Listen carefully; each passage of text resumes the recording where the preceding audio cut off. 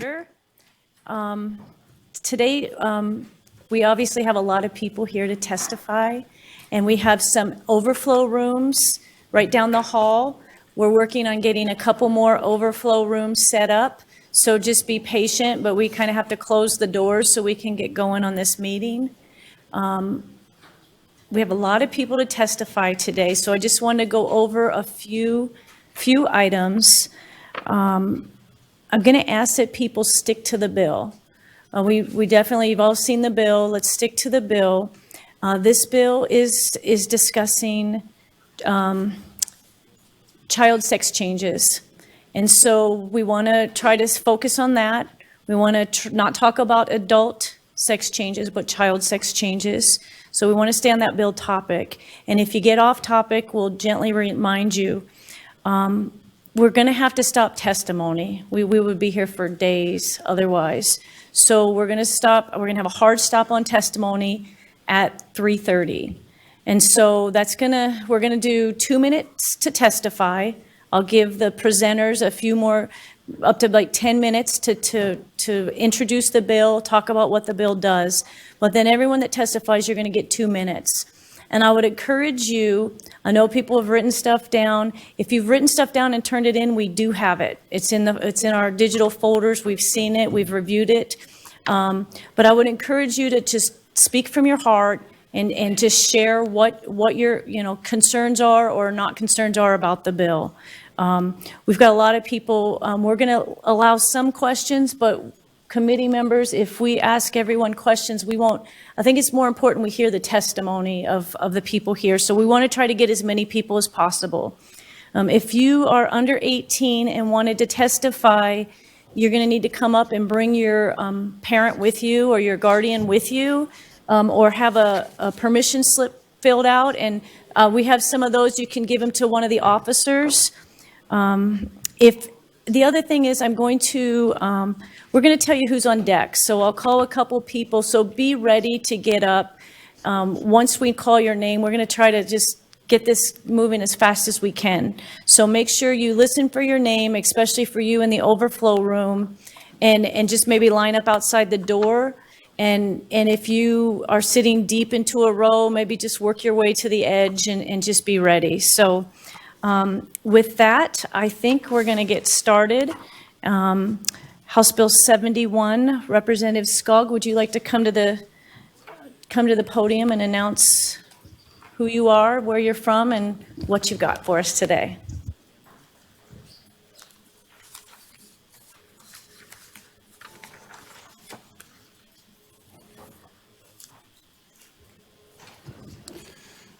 Madam Chairman, Committee, Bruce Skaug, District 10, Nampa, Star, and Middleton areas, where I'm from. This is House Bill 71, the Child Protection Act. Before I get deeper into the bill, I want to go over some outlines on it. The first paragraph of the bill that starts with genital mutilation of a child applies only to the original bill regarding female genital mutilation. The bill originated in 2019 with a unanimous vote through this body and the Senate, and has been law since then. That applies only to girls. Section 2 applies to the medical practitioners who perform sex change procedures on children. That's the one we're going to talk about today. Section 3 has all the appropriate exceptions. So if you keep that in mind, then we don't get locked into talking about paragraph 1, which isn't part of this bill as far as changes. This bill, for me and in context, is about protecting children from sterilization and genital mutilation. It's about outlawing mastectomies and chemical procedures on young girls for sex change purposes and for boys. Today, we're asked to send a bill to the House floor that follows some other states in protecting children from these procedures. Currently, 2 states have similar bills that are in force right now that are felonies if somebody commits these acts. And they're on appeal, but the judges and the courts have allowed those to be in force. So we have those to follow. We're not on the cutting edge like we were last year. There's people ahead of us in other states. And there's other states that are passing bills. Today, South Dakota is hearing a similar bill as ours, is what I'm told. So we're not alone. Gender dysphoria, you've maybe heard that recently. That's a term applied by psychologists for children confused about their sex. The DSM-5 book, which I used to work with long ago, is a medical book of mental disorders utilized by psychiatrists. It lists gender confusion or dysphoria as a mental illness that needs treatment. In the old days, that was done with talk therapy and worked kids through it. Studies show that most kids that have gender dysphoria, and some genuinely do, they work through it through natural puberty and some counseling just fine.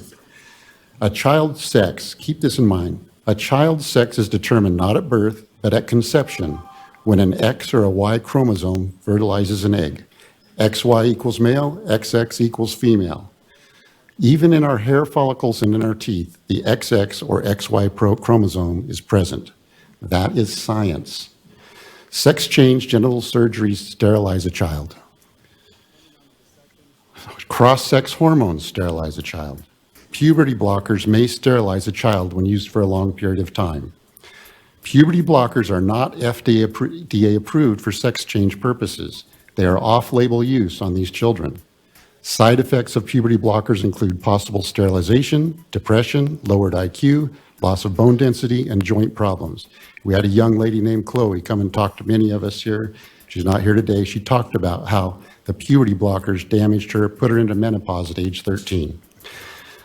There's a sad story also.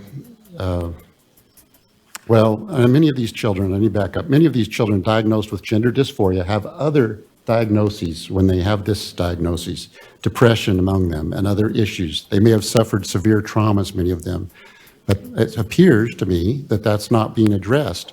They go right to the gender dysphoria and say, let's get into these procedures, have the cross-sex hormones, put a bunch of male testosterone and chemicals in you, or vice versa, male or female.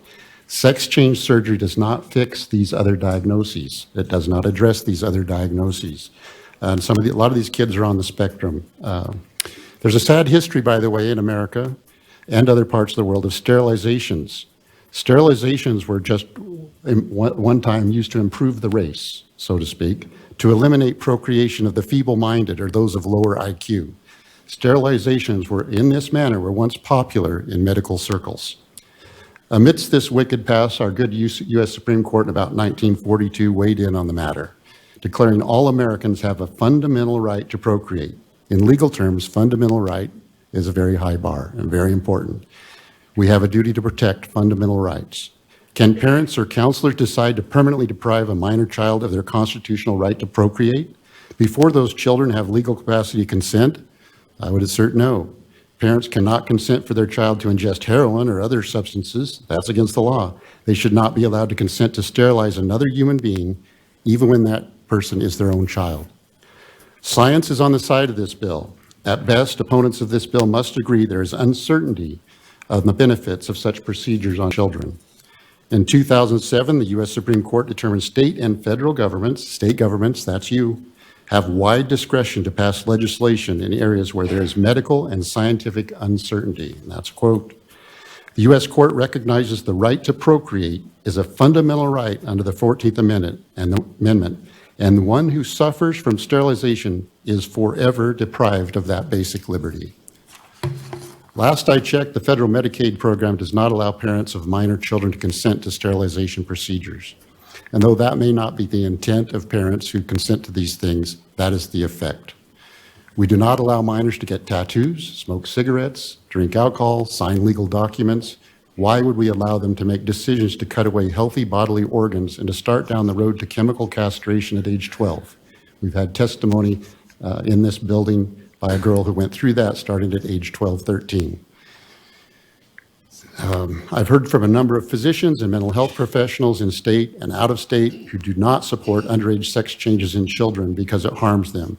Europe is starting to pull back on these procedures on children because they've seen the effects over the last many years. So I'm going to concede some time to Blaine Consati, who's quite knowledgeable on this bill. Thank you.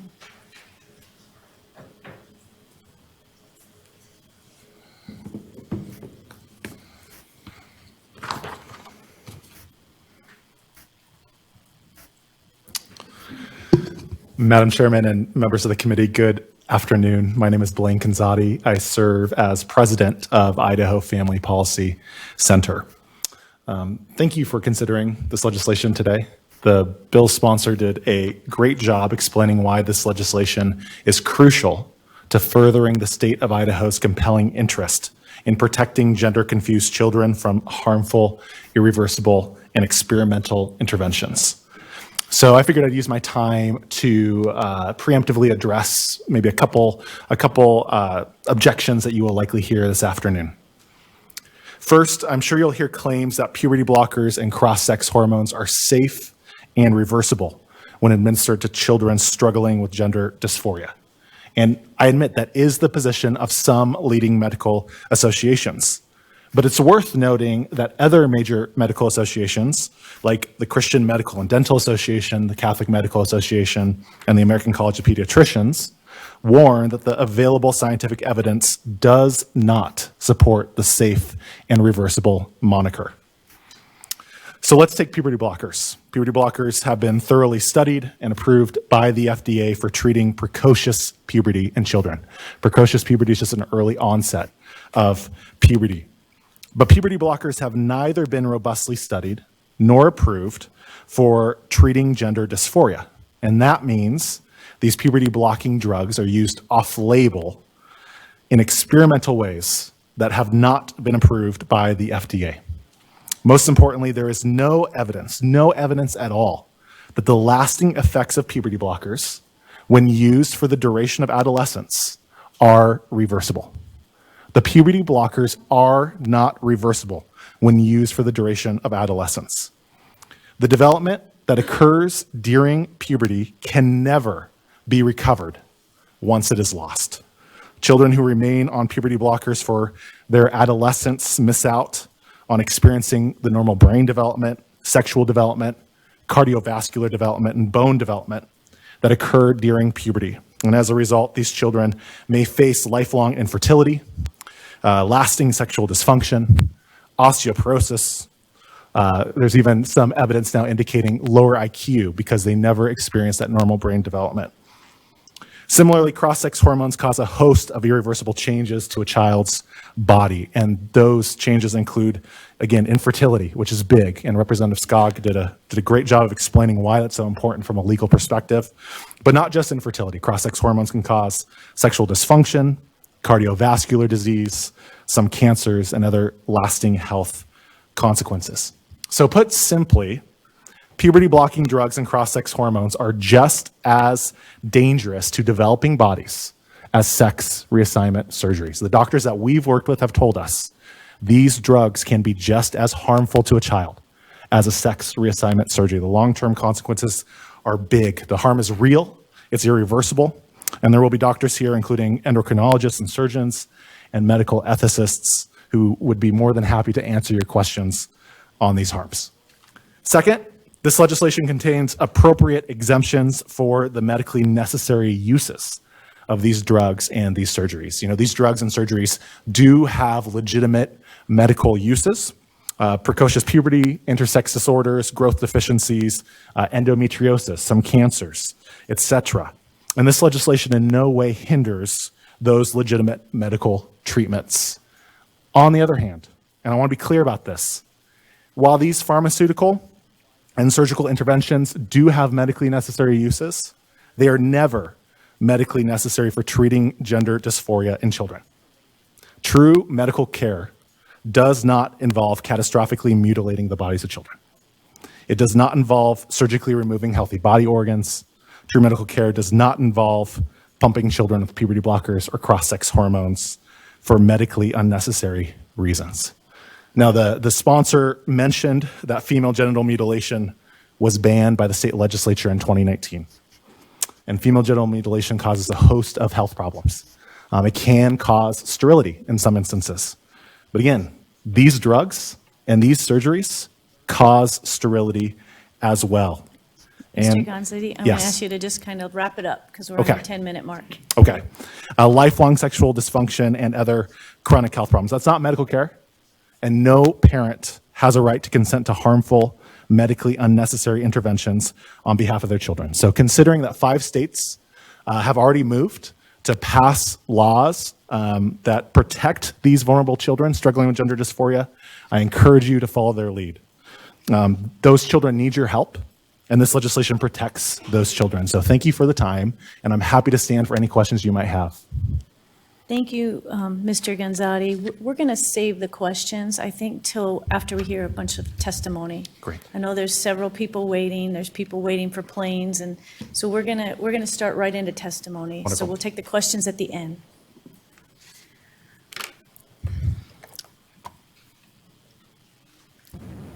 Okay, we're going to start testimony. We're going to start.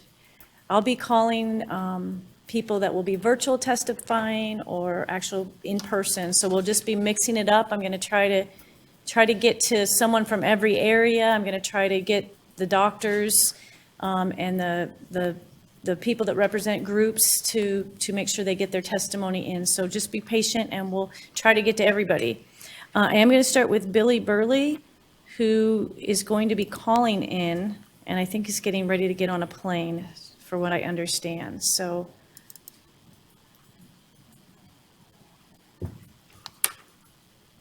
I don't see the screens. Okay. All right, ladies and gentlemen, we're now going to start our reporting process for our place December. Billy, are you there? Boarding pass out available, verify that you are on the site. Can you hear me? Service December. Yes, we can hear you. My name is Billy Burley. I live in Twin Falls, and I used to be transgender. To speak from my heart, when I was in the first grade, I had this thought that God made a mistake and that I was a girl. If I could have transitioned when I was a child, I would have. But I did transition later in life when I was capable of making that decision on my own. I had a number of surgeries, bottom surgery, voice feminization surgery, other body feminization surgeries, and I had complications, significant complications from those surgeries.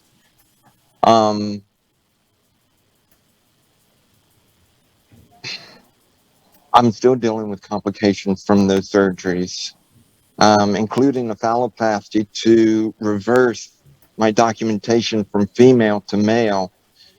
And so I received gender affirming therapy, but I had a whole host of childhood issues, such as a learning disorder, sexual abuse, a speech impediment for which my therapist really didn't pick up on.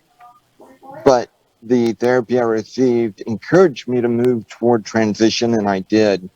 So I ask that you support this bill. You do have my written testimony. And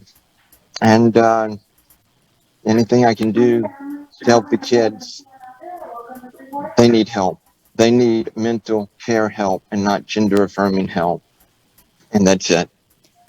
Thank you very much, Billy. You did it under time, so we appreciate you calling in today. Next up, we're going to have. Thank you. Next up, we're going to have Brandel Mickelson. Brandon, are you there?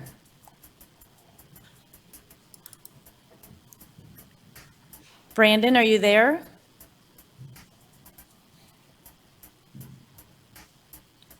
Looks like he's unmuting or trying to.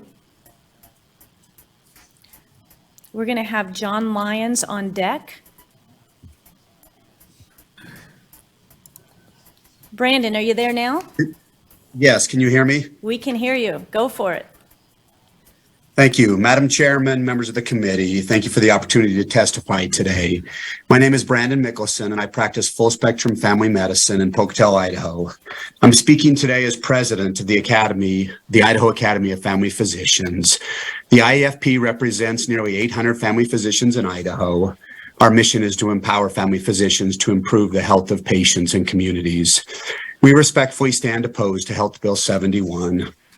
I'd like to tell you about one of the times that I was the angriest as a physician. I had a pregnant patient who was in labor. It was her first baby, and she had chosen to labor without any pain meds.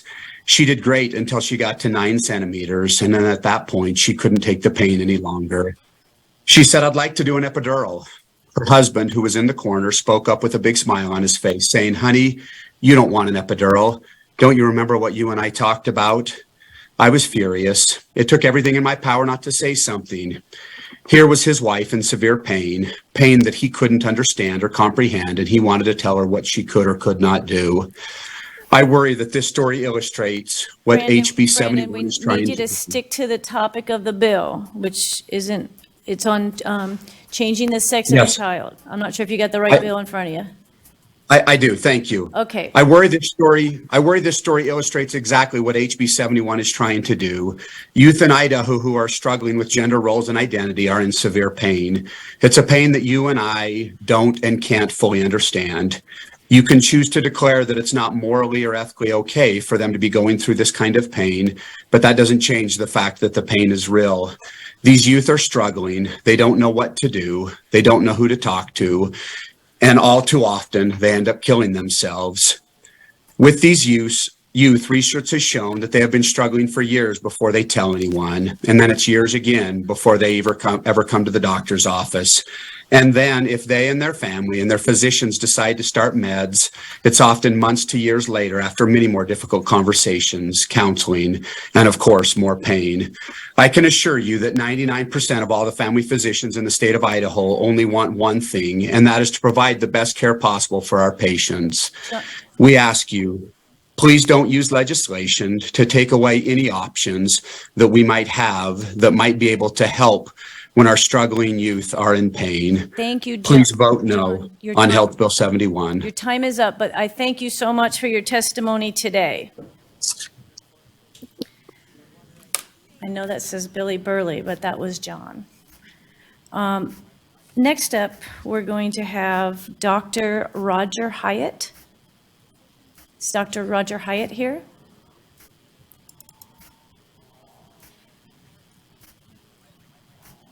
No Dr. Roger Hyatt.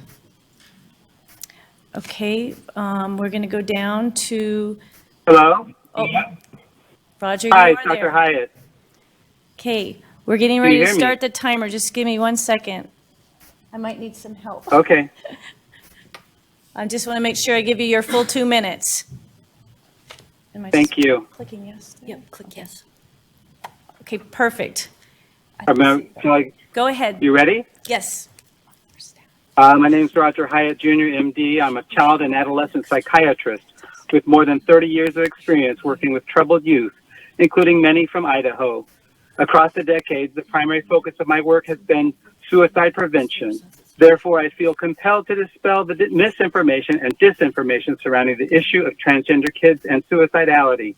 Proponents of the hormonal and surgical interventions assert that their prohibition will result in skyrocketing levels of suicidal thought and behavior in otherwise healthy kids. This is simply not the case. On the contrary, suicidality is a close companion of transgender identity for the vast majority of kids throughout the life cycle.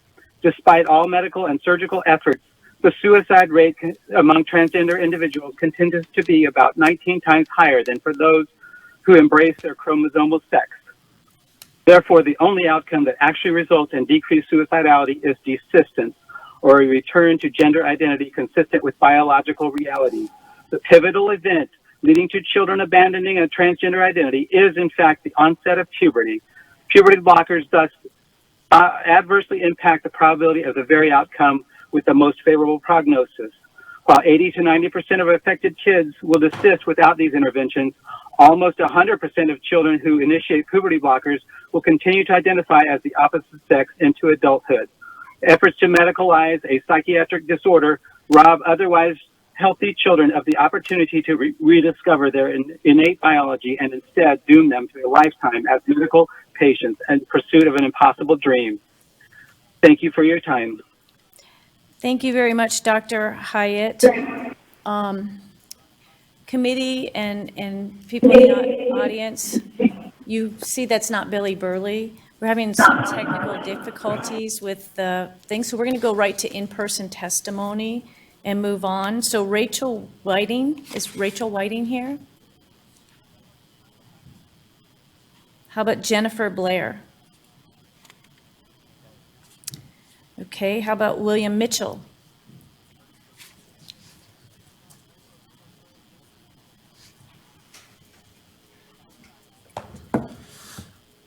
Madam Chairman, members of the committee, I'm William Mitchell of District 12, Nampa, Policy Council for Legal Voice. We oppose entirely the proposed amendments to Title 18, 1506 under House Bill 71. It exemplifies bad science and bad law. The amendments, particularly that Section 10 as drafted, quite simply would violate the local and nationwide standards of medical care for minor patients with gender dysphoria. The proposed text runs contrary to accepted medical science and clearly runs afoul of equal protection and substantive due process protections. Idaho would be denying parents their rights to govern health care for their kids, and Idaho would further drive away our scarce physicians, our skilled professionals, commerce, industry, academics, and everyday people with the backward thinking of this law. Every major U.S. medical association recognizes that gender-affirming healthcare is medically necessary treatment for gender dysphoria. While the consent of patients and their parents, this medically necessary treatment is appropriately guided and phased by medical experts. This is not radical. It's conservative, deliberate, thoughtful, careful, sequential. The goals are steady caution and small steps, all together by parents, patients, and their doctors. This legislature is equipped with great power to craft our laws, but it should not be subverting accepted standards of medical science. Doing so is regressive and it's ignorant. Let's vow to trust science in Idaho. I'm incorporating by reference Chair. Harvard Law Hold Review on article one outlining second, sir. trans youth state legislatures Mr. in the Mr. battle Mitchell? over gender-affirming Mr. healthcare. Yes, Need Madam you to Chair. Stop for a second. Go Yeah. ahead. I'm sorry, I just wanted to ask that we keep this inside the bounds of just appropriate testimony, that we not accuse people's motives. Thank you. Good reminder. Thank you, Madam Chair. Representative Mr. Young. Mitchell, please take note of that. Thank you very much, Madam Thank Chair. you. Just so that the people here know, we're having problems with the timer and with we have a server down, and so we're going to wait until they fix that. We're just going to do in-person testimony from now on until we get that fixed. So you're done. Thank Thank you, you so Madam Chair. much. We appreciate you showing up today to Madam Chair. testify. Yes, sir. You had someone on deck, and I don't believe we've heard from them.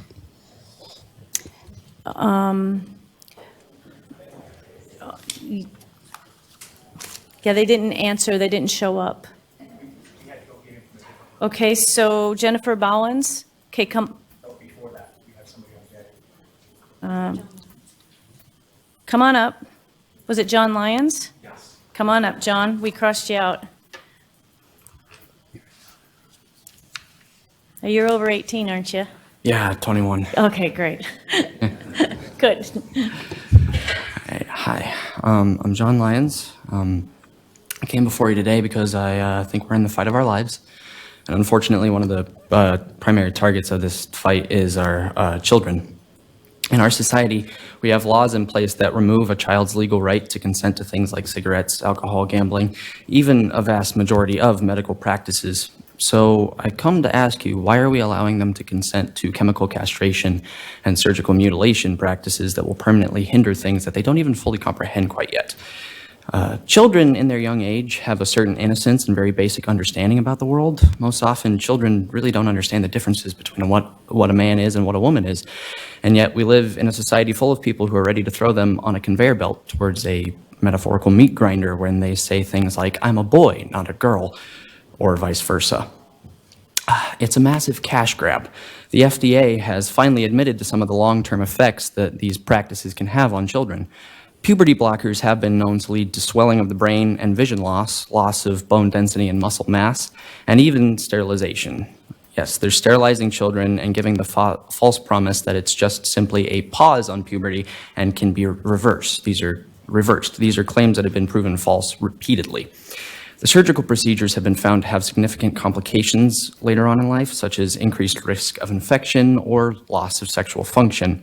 These complications often lead to a plethora of follow-up visits and, in some cases, follow-up surgeries that serve simply as more paychecks to Big Pharma. As was said before, we already have laws on the books that were put in place to protect children from harm. This has to be the next step.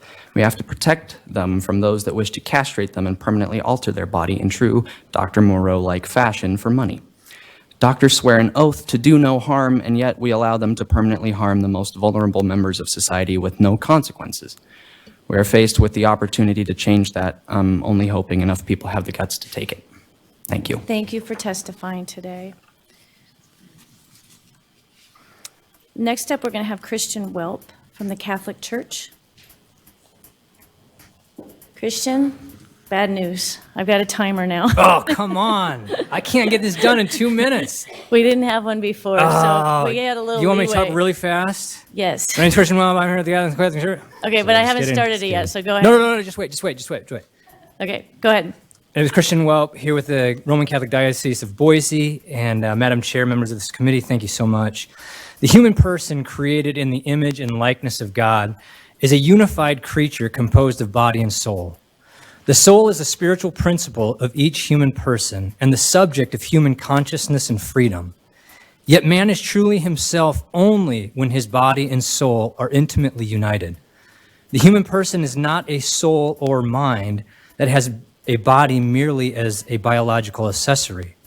Rather, the human person is a body formed by a soul. Human life and love are always lived out in body and spirit, and thus the body is a vital expression of our whole being. Our biological sex expressed by our body is a gift from God and is unchangeable. A person's biological sex is expressed in and through the body. It cannot be changed because it is bestowed by God as a gift and as a calling. A person's gender is inseparable from biological sex. Therefore, while biological sex and gender can be distinguished, they can never be separated. Should someone experience a tension between biological sex and gender, they should know that this interior conflict reflects the broader disharmony caused by the original fall, and can result from the residue of social ills and cultural distortions of what constitutes masculinity and femininity. Such persons should be treated with respect and charity. However, charity needs to be understood, confirmed, and practiced in the light of truth. And thus, such persons should be encouraged to seek harmony between their biological sex and gender, not through a rejection of one or the other, but through turning to our Lord and to medical and psychological services that are rooted in an authentic anthropology. Only in a graced embrace of one's created nature as given by God can a person acknowledge and accept one's sexual identity in every respect. Through this graced receptivity to one's own identity, a person abides in freedom and peace available through Jesus Christ. I'll skip the rest. Therefore, I ask you to send House Bill 71 to the floor with a due pass recommendation. Thank you very much for your testimony today. Next up, we're going to have Megan S-C-H-W-E-H-R, Schwer. Thank you for coming out today, Megan. Yes, and it is Schwer. You were very close. Okay. No one ever gets it right. Okay, go ahead with your testimony. Chairwoman, members of the committee, my name is Dr. Megan Schwer. I am a resident in the family medicine residency here in Boise, and I am here today to testify against this bill. I was born and raised in Star back when it consisted of a stop sign and the Merc. I went to Idaho WWAMI to complete my medical education, and I chose to return to Boise so that I could finish my training and better serve Idaho's population. However, with the possible passing of this legislature and other similar legislature, I am seriously concerned about my ability to stay in this state and to practice. The fear of being fined, jailed, or of losing my medical license for providing the well-established, safe, and medically studied standard of care for my patients is highly concerning to me, and I have considered looking to other states and other areas to practice. Several of my co-residents, members who have come from other states to specifically practice in Idaho, have expressed similar concerns and have spoken of leaving the state after they finish their training. We recently completed our application cycle, and many applicants asked me about this policy and said they were looking at other programs because of these concerns. Given that Idaho consistently ranks in the bottom 10% for healthcare in Idaho or in the United States, we simply cannot afford to provide any other barriers to physicians coming to Idaho. Furthermore, as was momentarily addressed earlier, this legislature directly impacts the ability of parents to provide medical care for their children and to make medical decisions for their children, which is a constitutional right within the state of Idaho. We have tried time and time again over the past several years to protect the rights of parents to make medical decisions for their children. And so therefore, moving forward with this legislation would directly impact all the work that has gone into that.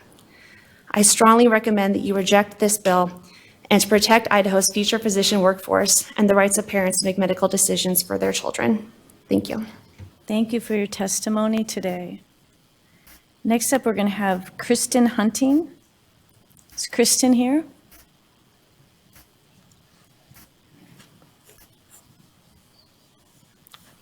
And on deck, we'll have Catherine Aberly.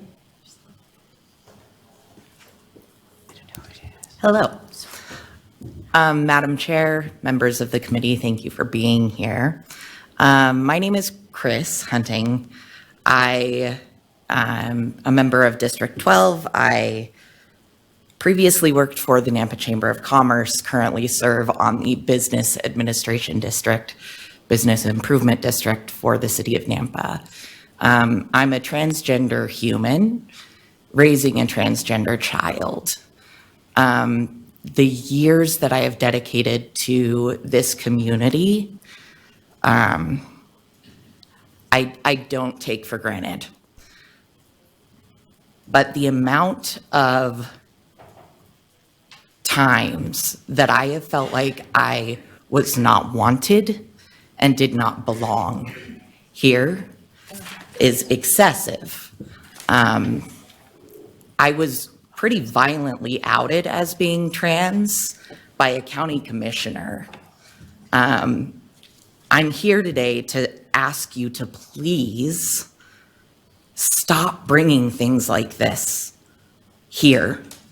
My kid doesn't need to feel the way I've felt here. My kid deserves to be here. Let's stick to the bill. Let's just talk Yeah. about this, doing Yeah, the absolutely. surgery on the kids. Absolutely. As an Idaho resident Yeah. and an Idaho parent, it is my right to have medical discussions with my kid's doctor about their health care. And I've seen many of you stand adamantly against the government getting in the way of parenting. Confused as to why you're here trying to pass it today. Transgender youth belong here just as much as cisgender youth do. They need to know that. They need to know that they're loved, and passing legislation like this makes them know that there's a whole committee of you that think they're not. Okay. So, Thank you for your testimony today. Let's remember, people in the audience, we just remember we need to stick to the legislation. We're talking about doing sex changes to children, and let's stick with that topic. There's someone in the back that has been waiting for a very long time, because I think I called your name a long time ago. You come up and introduce yourself and share your testimony with us today. Yeah, sorry, I think there's a lag in the other room. My name is Jennifer Blair. I'm in District 14. And I'm here today to strongly speak my opposition to HB 71. I plead with you to hold true to the Idaho values of allowing parents to raise the children that they love. Asking parents to contradict the medical organization's recommendations when they have a struggling child is an impossible ask for these parents and will add burden to an already vulnerable population. This proposed legislation is incredibly dangerous. I've seen no evidence of any individual in the state of Idaho who has been treated and then regretted as an adult because of this aggressive treatment in Idaho. I am aware of dozens who attribute gender-affirming care for saving the life and well-being of their child during their formative years. I'd like to elaborate on this with a story. I had a teen who came into my care when he was 15. At the time we met him, he'd come out as transgender. He was dressing like a boy. He had a boy haircut. We didn't really know anything about this world, but he needed some support. He was really struggling with his mental health. We spent days every week meeting with counselors and pediatricians all over Twin Falls and up into Boise. We tried all different treatments for anxiety and depression, and none of these things seemed to help, despite how hopeful we were. This poor teen boy would sit in a chair in my house for hours at a time and stare into space. The only word we could use to describe it is catatonic. He was disassociating from his entire life because of the intense gender dysphoria that he was experiencing. We occasionally could talk him out of that chair for a few bites. Eventually, we were able to find a doctor trained in treating gender dysphoria. After a few weeks on testosterone, this 15-year-old boy began to return to life. After a few additional weeks, he was attending school full-time. He was eating and gaining weight, and the self-harm had ended. A few more weeks passed, and he was sitting at our dinner table, joking and laughing with us. He's now 21. He's healthy and happy. He graduated from high school. As I understand it, he's in college and working, and he's engaged to be married in the fall. Your time's up, so can you just wrap it up real quick? Yeah, some might argue that we should have waited until he was 18, but I'm convinced by that point he would have been dead. Thank you for your testimony today. Appreciate it. Committee members, we have the servers back up. We had a server down and they were not communicating. So we're going to go back to some remote testimony for some of the people that have been waiting online. And we're going to start with Amanda Hamilton, hopefully. Amanda, are you there?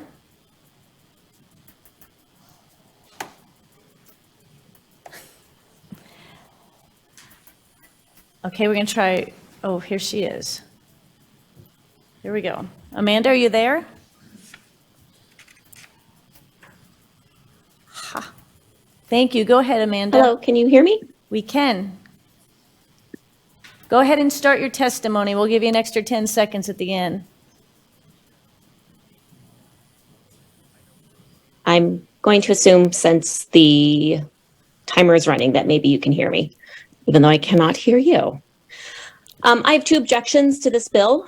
Number one, this bill requires doctors to replace medical care with moral judgment. The moral and religious judgment is that a person becomes a boy or a girl at conception, and that is immutable, as said in the bill. Here's the thing that's really important to me, that I am free to practice my religion, but not that my doctor forces other people to practice my religion. This is both government overreach into the medical field and the private lives of Idaho citizens. Doctors should provide objective, research-backed medical care, not moral judgment. So analogous to this bill would be something like a plastic surgeon only performing a breast augmentation surgery after a woman signed a document swearing that she would only let her husband touch them.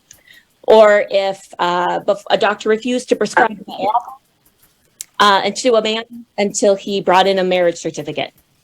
So, or if a pharmacist refused to dispense any prescriptions that weren't deemed critical by the committee on Sundays. All of these are the same ilk as this bill. My second objection to this bill is it is disrespectful for parents. The title of this bill alone is misleading, fear-mongering, and seeking to disparage the parents of non-binary children. No parent is taking their child to the doctor to have their genitals mutilated. This is not genital. Yeah, can you hear us now? Yes, I can. Okay, we've been hearing your testimony, but let's not, that was addressed in the beginning of the committee. That's just the title of that part of code. So that's been dealt with in the past.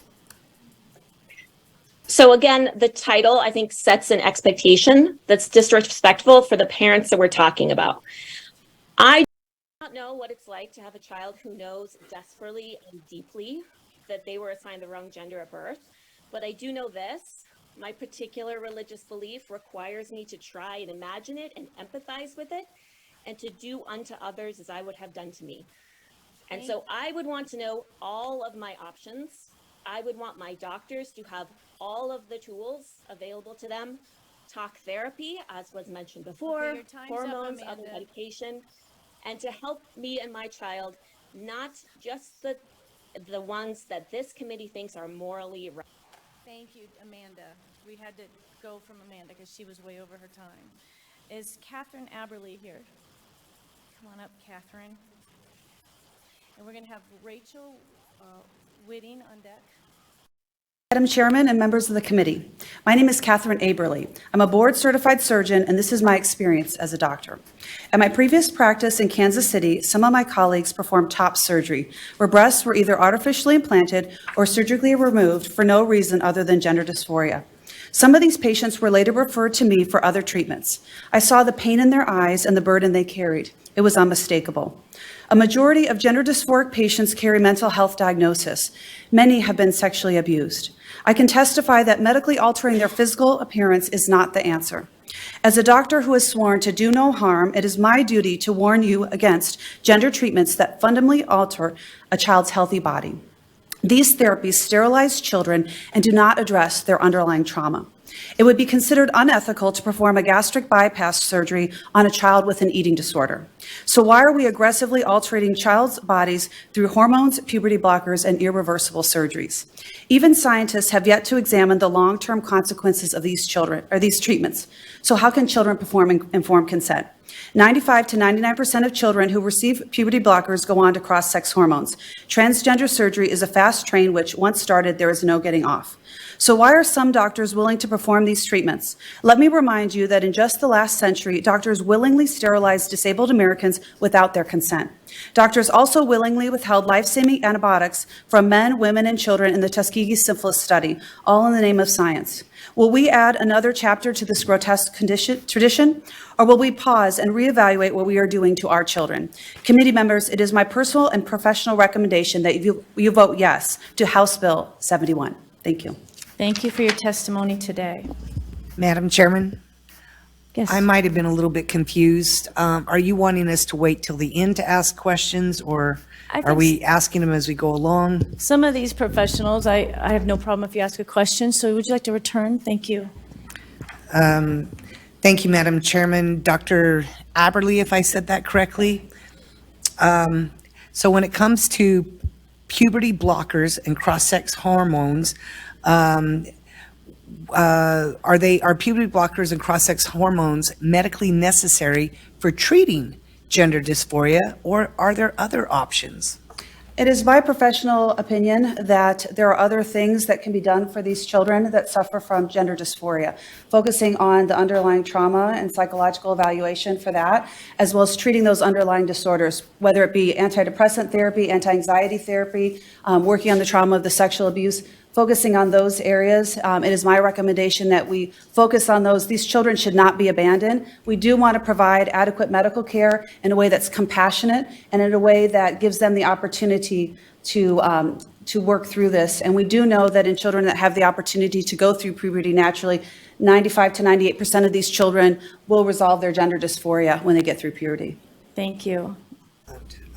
Do you need a follow-up? Can I just do one more follow-up? One more. I promise I Just won't. because she's been dealing in this profession. Go ahead. Yes, just because of that. And so, Doctor, it's my understanding then that 95% of children desist in their gender dysphoria by late adolescence, and I think you kind of touched on that. And so, again, just should we be prescribing hormones or performing these surgeries on kids, knowing that, at least my understanding, that as they progress, that problem tends to dissipate. Right. If that makes sense. Yeah, I mean, the fact that 95% of patients with gender dysphoria will resolve without those treatments, I think it is our due diligence as professionals and medical practitioners that we really keep that in mind, and that we don't want to make long-term irreversible decisions for these children at a young age when they don't have necessarily the ability to think that far ahead when there's resolution that happens naturally. Thank you for sharing that. Thank you. Okay, next up, Cecilia Perez. And we're going to have May Roos online. Actually, I'm not going to have her on deck because she is over here digitally. We will have Terry Pickens on deck.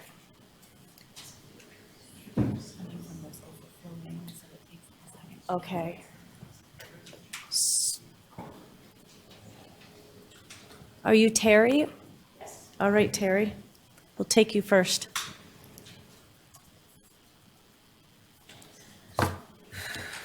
Madam Chair, members of the committee, I'm Terry Pickens. I'm a constituent from District 18.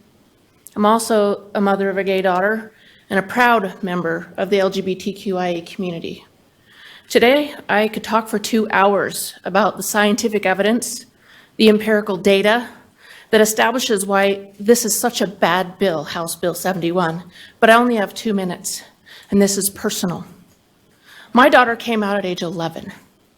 I found out through her counselor, who was required by law to tell me that my daughter was self-harming and suicidal. She looked at herself in the mirror and she was suicidal because she didn't see the person that society prefixed her to be. So this is personal.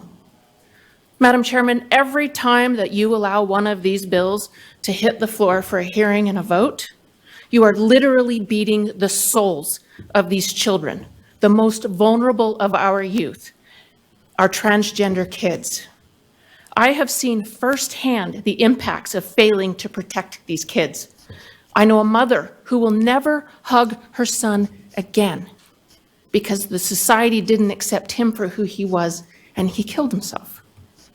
Gender-affirming hormone therapy is medical care. It saves the lives of transgender kids. You know this. The doctors have told you this.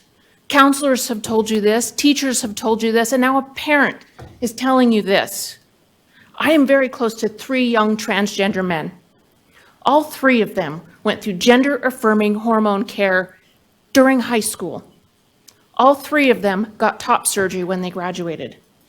All 3 of them are alive today because of that treatment. They were not destroyed. They were not mutilated like this draft legislation states. They are today who they were born to be, young men. This bill is nothing more than an attack on the most vulnerable of our kids, our transgender kids. This culture war has no place in the Idaho legislature. Okay, let's stick to the bill, right? This is part of the bill. House Bill 71 has one purpose only, and that is to prevent kids from getting life-saving medical care. I am sticking to the bill. Okay, we are out of time for you too, so. Well, let me just ask you this one thing, please. We'll let I you wrap implore it you up. as a mother, leave our kids alone. Let those decisions be with their parents and their doctors, not this body of people and not the Idaho I legislature. appreciate your passion. Thank you. Thank you so much. Okay, I think. Okay, the more we clap, the less we hear, and so let's try to get more testimony in. So I see, did May Rose come in? Come on up here, May.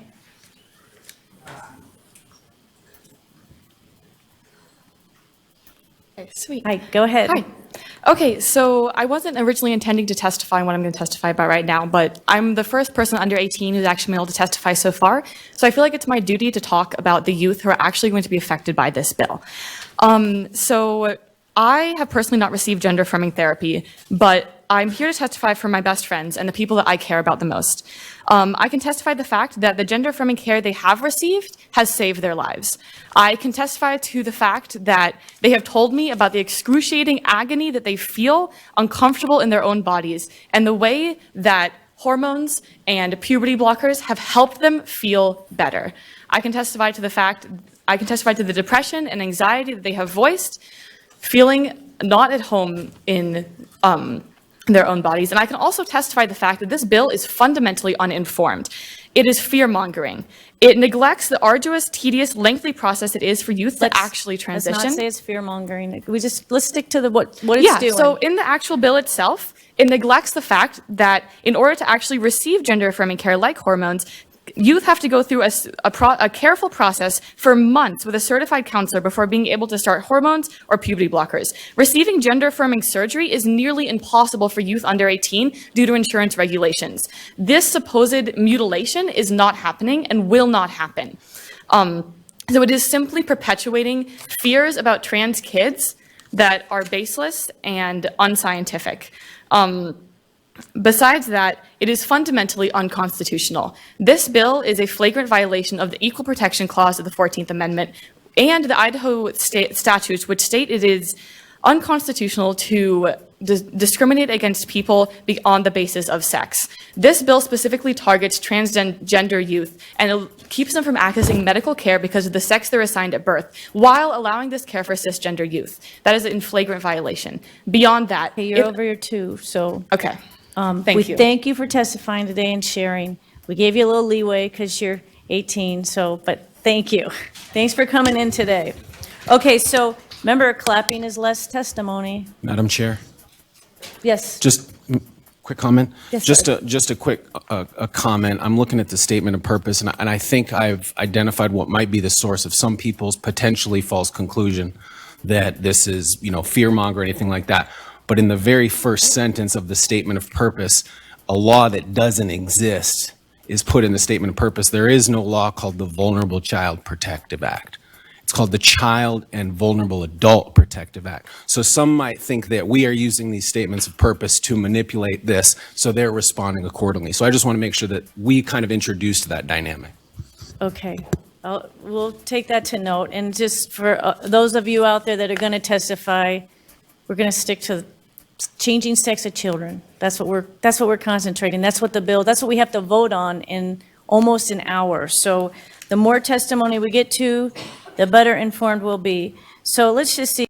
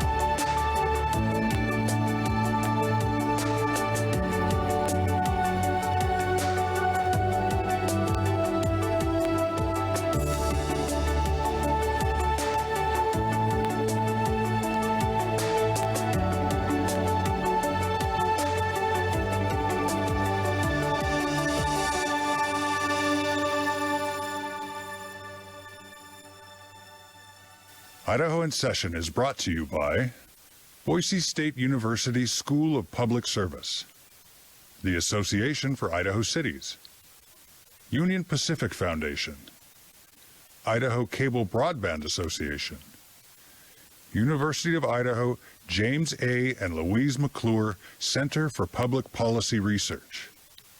Additional funding provided by Friends of Idaho Public Television Endowment.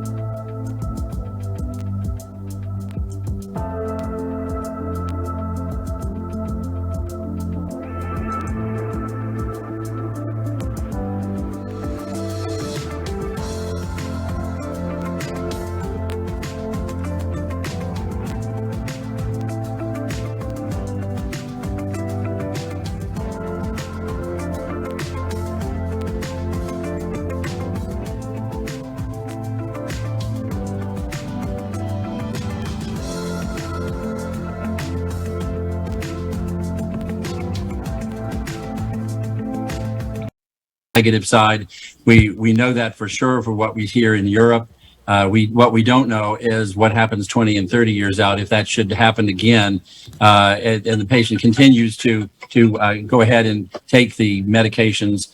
It's an unknown, it's an uncharted territory. What we do know is that the counseling that has been provided for the past 35 years with these kids is remarkably effective. If we ever have a cure rate of 85 to 95% for an intervention, we call that success and we celebrate that.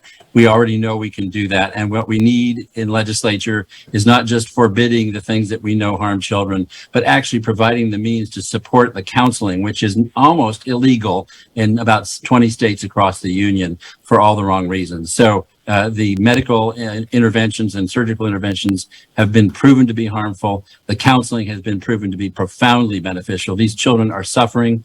We care for them deeply, and we want the best for them. Thank you, Quentin. We appreciate you. Next up, we're going to have Sue Gaston. Is she in person here? And on deck, we're going to have Shiva.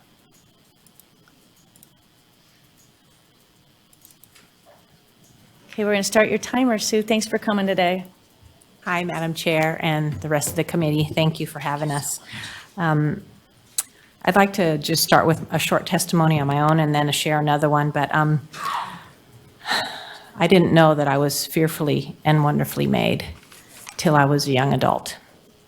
And my life was turned around, turned the right side up. And I had a new beginning, a mulligan, so to speak. I grew up in the hippie days, Woodstock days. Maybe some of you have heard of it, 60s and 70s and 80s. But I got a second chance and I became a mother and a grandmother. I'm so thankful for that. Another young testimony is a boy at the age of 18. He says, I had an encounter that changed my life. I had a choice because the King of Kings and Lord of Lords, the one who paints the skies and who created the Milky Way and the constellation, the one who created space, time, and matter, knew me. He chose me, and you too are all chosen by him. The world offers... Wait, go ahead and tie that to the bill. It's tied to the bill because the beauty of creation concerns me that we are not giving children a chance to blossom in their own destiny. The world's offering an escape and God's offering an encounter, and this encounter can change a life. And I'm concerned for young people until they are 18, they might be not given that chance to have an encounter that could actually heal them and that could actually offer them hope in a world that's a little hopeless right now, that there's an alternative. And I'd like to just say, I believe the expert is the creator who has made us. Thank you. Thank you very much. You know, if we're going to have outbursts, we'll just have you escorted out. We've got lots of uniformed gentlemen that would just kindly just escort you right out in the hall. So if you want to make big gasps and, you know, shows, let's keep that to yourself. Thank you. Thank you for showing up today, Shiva. Thank you, Chairwoman and committee. My name is Shiva Rajbandar. I'm a senior in high school, and I'm speaking in opposition to to House Bill 71. And I actually do agree with the previous testifier. God doesn't make mistakes, but bills like these tell trans youth that they are a mistake. I think many people on this committee may believe that my high school, Boise High, is some kind of liberal sanctuary. And sure, Representative Mathias can attest to the fact North End skews Democratic, but even at Boise High, I hear things in the halls, people talking behind others' backs, people making jokes they know aren't funny, all aimed at their fellow trans and non-binary students. I hear these things as a straight, cisgender male, and it offends me. It baffles me that people who I'd call friends have such views, and I won't try to imagine what it's like to be the subject of their jokes. The Truth Committee is the microaggressions and insensitive jokes that I hear occasionally. Stop. Yes, this now ties you to the bill. know you have to stick to the bill.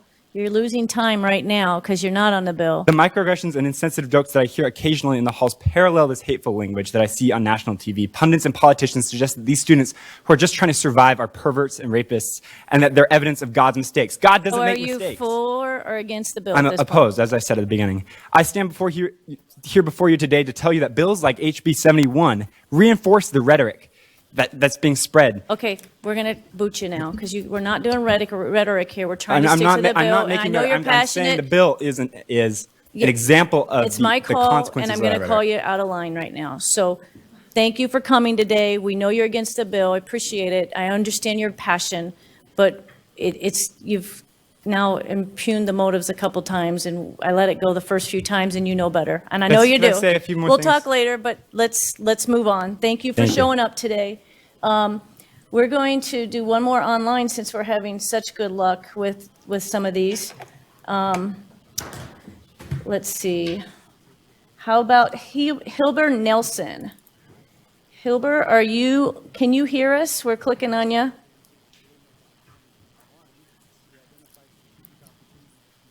Just let me know what you said. I've done that. Hilber, are you there?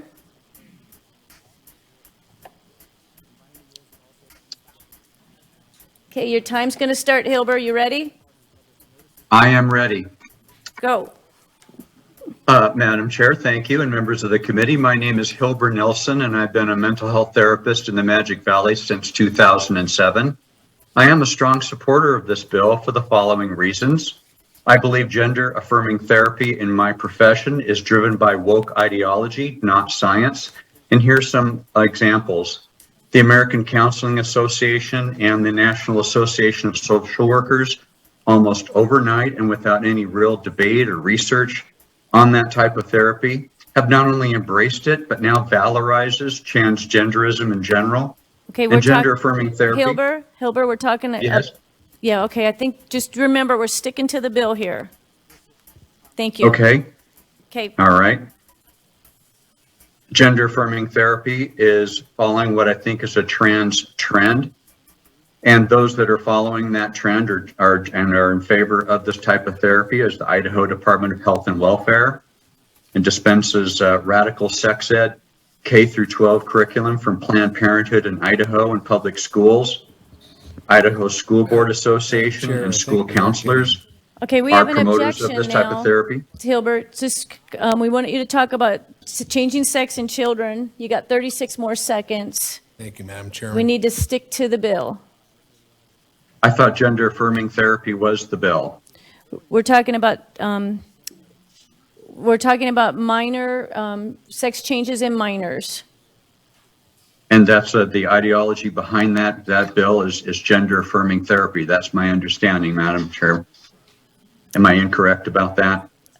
I think you've kind of got off base a bit, but go ahead and I'll give you another 10 seconds or 12 and just finish up. Okay, I think this type of therapy as a rule does not assess for untreated trauma, abuse, depression, betrayal, bullying, social media addiction, eating disorders, or suicidal thoughts, nor are minors or parents fully informed as to the psychological and medical risks of transitioning. And gender-affirming therapists view parents who express concern as discriminatory, and I think that splits families. And gender-affirming therapy practitioners don't want you to read this book, When Harry Became Sally, which is a good literature review. I think your the committee time's should up. be reading about. Thank you. Okay. Try to stick in the lanes with changing the sex of children before they're 18. That's what we're going to try to stick to from now on, or we're never going to get through the rest of these. So let's see. Let's go to someone in person. Is Whitney Strain here? Or I'm sorry, Eve Devitt? Is Eve Devitt here? See, you're glad you didn't get kicked out now. Yeah. Thank you. Hi, I'm Eve Devitt, and I am a 17-year-old trans girl. Last year, when House Bill 675 was being pushed through, I stood here and pleaded for my and my trans siblings' rights not to be taken away, and here I stand to testify again. Since I started estrogen almost 3 whole years ago, my mental health has gotten significantly better. I've been able to get myself off of a cliff that I wasn't sure if I would ever find myself off of, and I feel so much better and more complete with myself.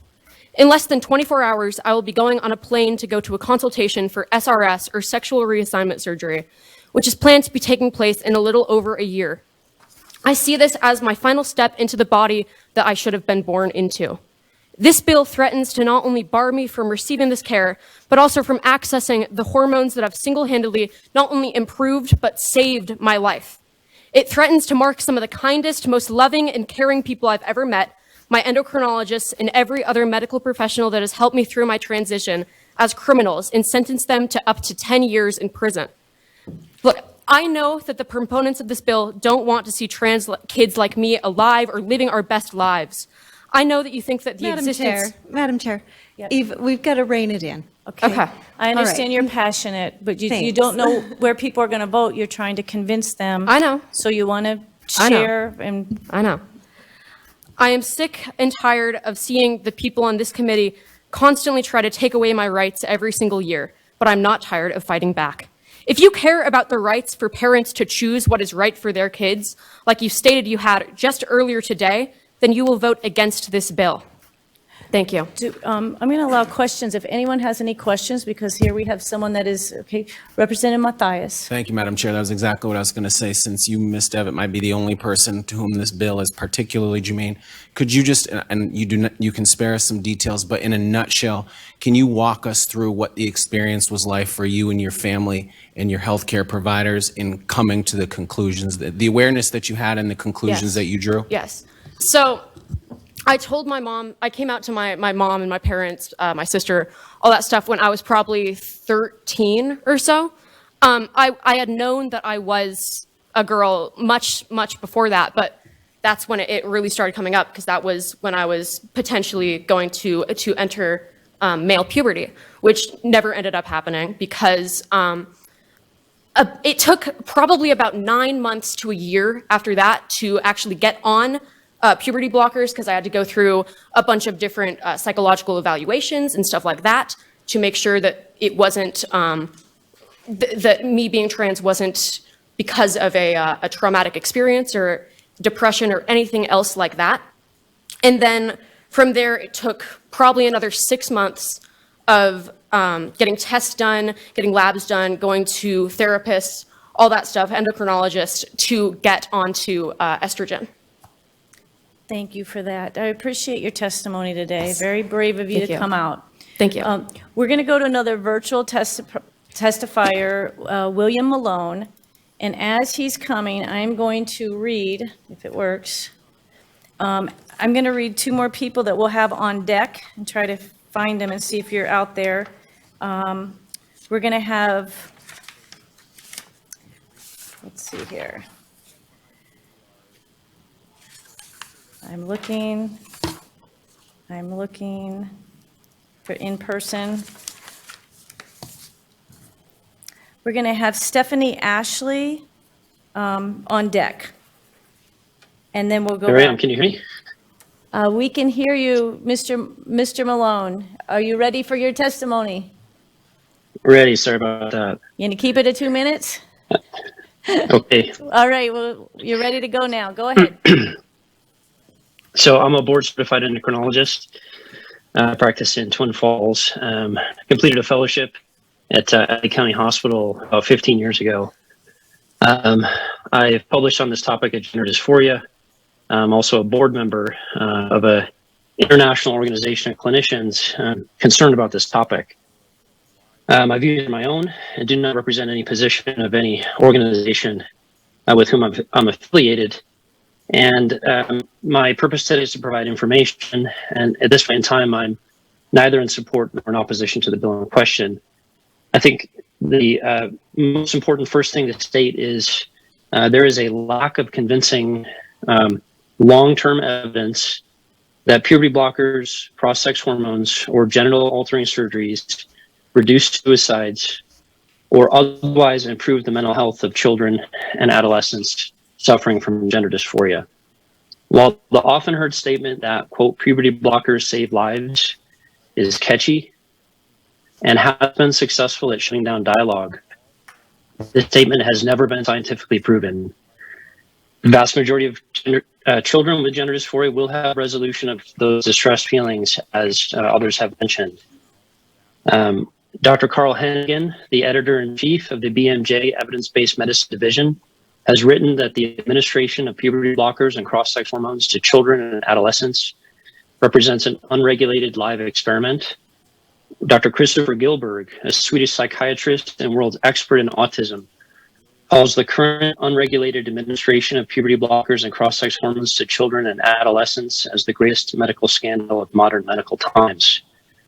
The Swedish and Finnish gender services have each conducted independent reviews of the medical literature. As a result of those reviews, have significantly curtailed the practice of minor transition. My time's up. I have more to say, but I can answer questions if there are any. I'll allow a question or two if anyone has a question for the doctor.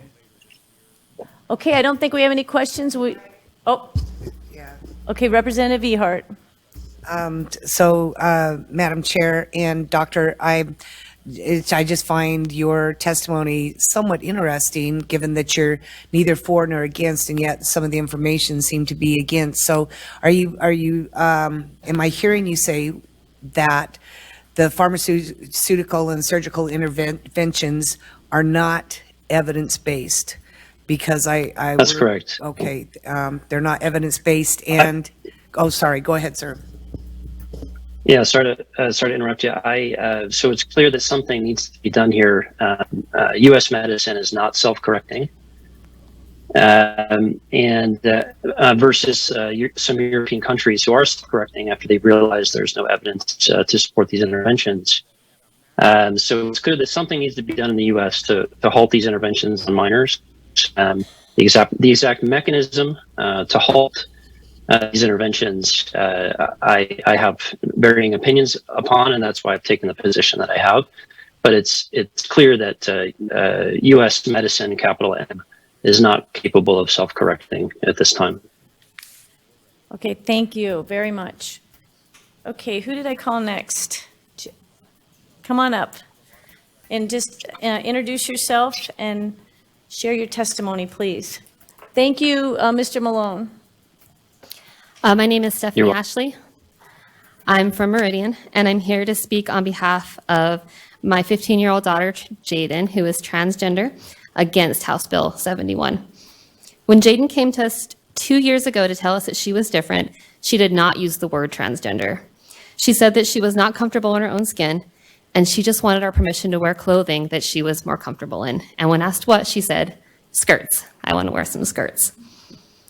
It was the beginning of a long process to help Jaden figure out who she is.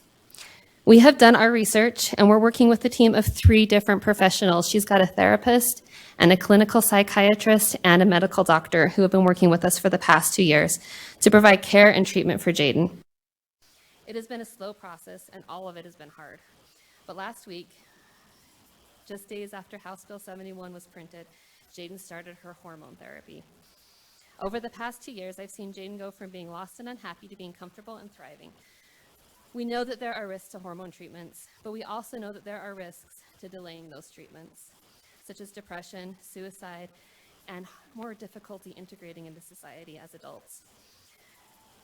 Parenting is hard, and there are so many risks that we have to weigh, from whether or not we circumcise an infant, to which vaccinations to give, to when to let our teenagers date, or letting them drive a car for the first time, all of which can have negative consequences. And as a parent, I'm appealing to you to not take away my right to work with professionals to parent my child and help her fulfill her potential to be a healthy, productive adult. I think this bill has the potential to hurt more kids than it would help. Thank you for your time. Thank you for your personal testimony. I appreciate that. Dr. Rodney Story. Dr. Rodney, are you there? Can you hear us? Dr. Rodney Story? There he is, just like that. Hi, this is Dr. Thank you. We're ready for your testimony if you'd like to start. Okay, very good. Thank you. Thank you, Madam Secretary. Can you see me or can you hear me? We can hear you. Okay.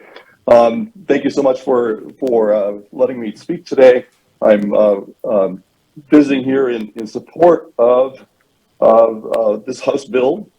I think this is wise and it's appropriately named that we're looking to care for children. These are minors, and I think it's really important that the legislature is considering this step. I want to first off mention that I'm not a member of the IAFP. I'm a family physician of 20 years experience. I've worked in many areas. I actively care and counsel families that are working with transgender issues.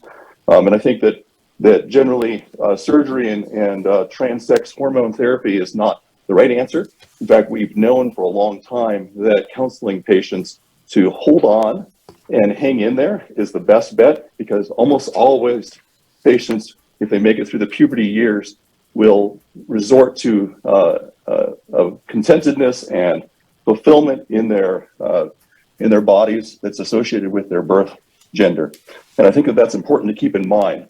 We're also talking about significant medical steps that have dramatic consequences that we really don't have a life or a long experience with using. And I'll explain that. The medications that we're using, and Blaine Conzetti mentioned it, are medications that are used for other conditions, but have not been okayed for use in this area. And I would say the couple of them that should be highlighted. The first is Lupron, which is a medication that is a hormone blocker. It's used for bony cancers such as prostate cancer, but we have no long-term data on its use. But we know in the short term that these patients have significant depression issues. They have significant bone loss. They often have significant weight gains in strange ways, and it's very concerning. The transgender hormones are the same way. I would finish by saying that I would recommend two things. First off, that I went to an endocrine conference through the Mayo Clinic, and at that conference, in a moment of clarity, the transgender talk began with the conversation that these meds are not FDA approved, that they have significant consequences, that we do not have long-term safety data on them, and we don't even know how they impact kids over the long run. In that case, we should be protecting kids and instead of pushing them along. Thank you for your time.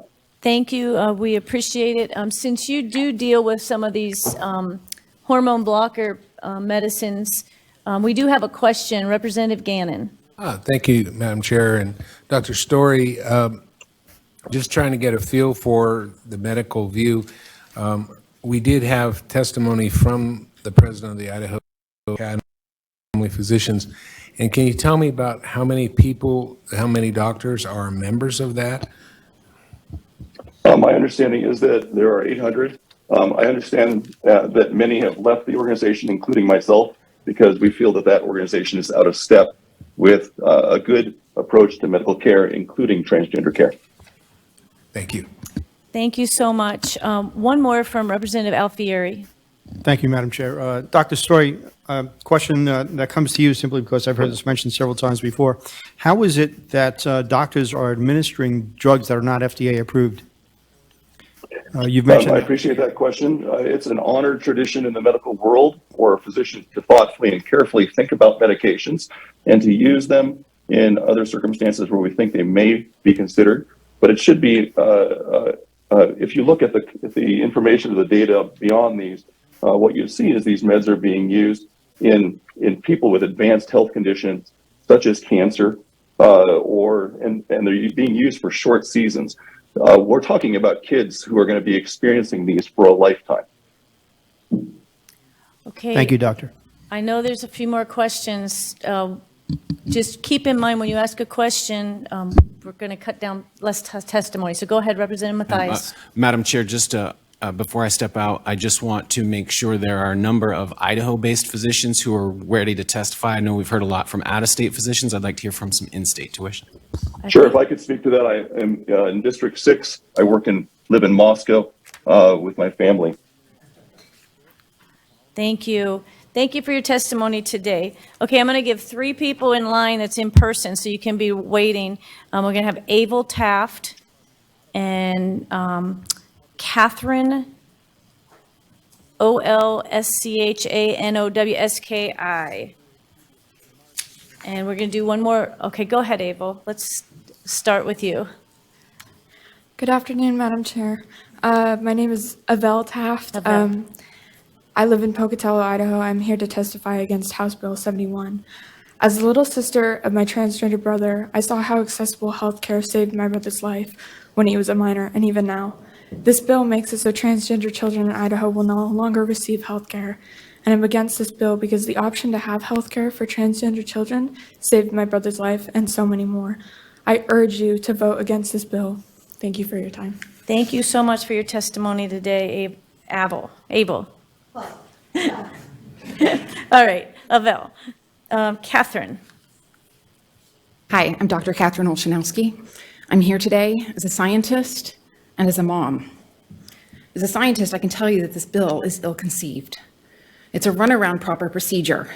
We are in this room discussing complex medical decisions that are best made by patients and families.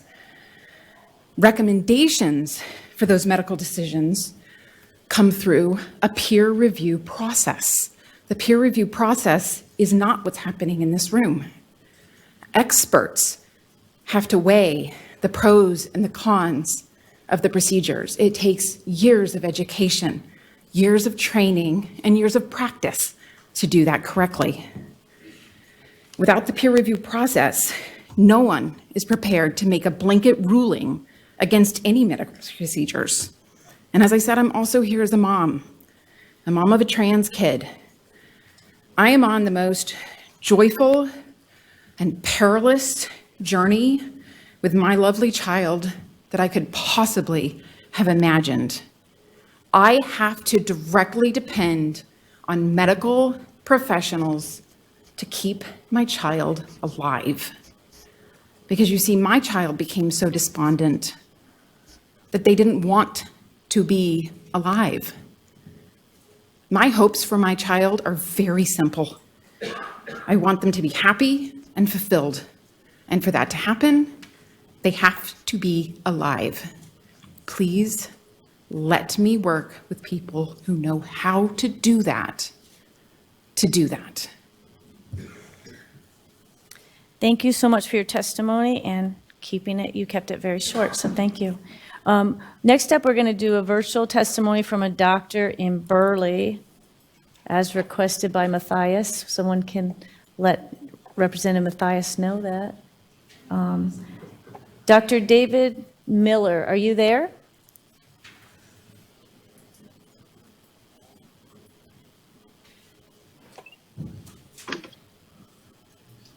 Dr. David, are you there? Yes, I'm right here. All right, you can start your testimony now. Good afternoon. My name is Dr. David Miller, DO. I'm an osteopathic family physician, board certified in family medicine. I'm a former health policy fellow with the American Academy of Colleges of Osteopathic Medicine. I'm the Idaho director for the American Academy of Medical Ethics. The bill we're talking about today proposes to ban medical professionals from administering medical gender-affirming treatment to anyone under the age of 18 for gender dysphoria. I'm here today to testify in favor of this bill. These treatments in children can produce permanent effects, which have been testified to today, such as voice change, facial hair growth retardation, permanent sexual dysfunction, breast removal, sterility, and significant surgical complications. Moreover, questions remain over the cognitive capacity of children to provide informed consent for such potentially life-altering treatments, especially when there are few. Oops. Looks like we lost him. That's very unfortunate. We're going to take a short recess while we figure out how to recall him back in there. So let's just take a quick recess. I was trying to clear some of those old people. I can't clear.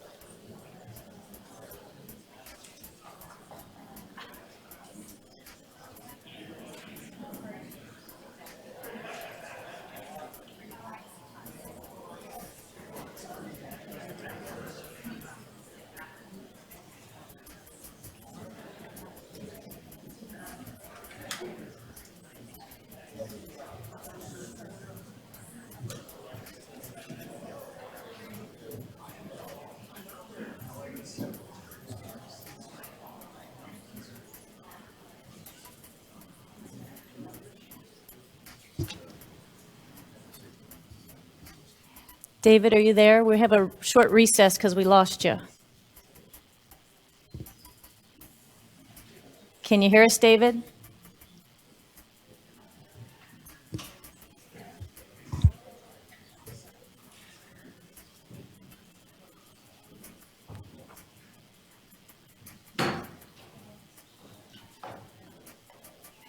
We'll be back in order. David, can you hear us now? It looks like we lost you. Okay. Well, sorry about that. We missed you. If you're listening online, we missed you, but we did hear some of your testimony, so thank you for calling in today. Next, we're going to do another virtual testimony. Let's see who we're going to do here. Cecilia Perez from Idaho Falls. See if Cecilia can get on the line. On deck, we're going to have Whitney Strain from Eagle. Cecilia, can you hear us? I can hear you. Can you hear me? Sure, you can start your testimony. Okay, hello. My name is Cecile Perez. I am a constituent from Idaho Falls and a member of District 32. I want to talk to you today about why I'm opposed to HB 71. This is an important issue to me because I am a mental health professional who is concerned about the mental health outcomes this will create for transgender children in Idaho. Major medical organizations have published policy statements and guidelines on how to provide age-appropriate gender-affirming care. They have found this care to be evidence-based and medically necessary. These organizations include, but are not limited to, the American Academy of Pediatrics, the American Academy of Child and Adolescent Psychiatry, the Endocrine Society, the American Medical Association, the American Psychological Association, and the American Psychiatric Association. I believe our legislature should be listening to the experts. In Idaho, we have a suicide epidemic amongst young people. According to the latest CDC's national data reporting, suicide is the first leading cause of death for ages 10 to 18 in Idaho. This is important to note because according to the Scientific American, data from more than a dozen studies of more than 30,000 transgender and gender diverse young people consistently shows access to gender-affirming care is associated with better mental health outcomes, and that lack of access to such care is associated with higher rates of suicidality, depression, and self-harming behavior. Making the right choice for children means valuing them for who they are.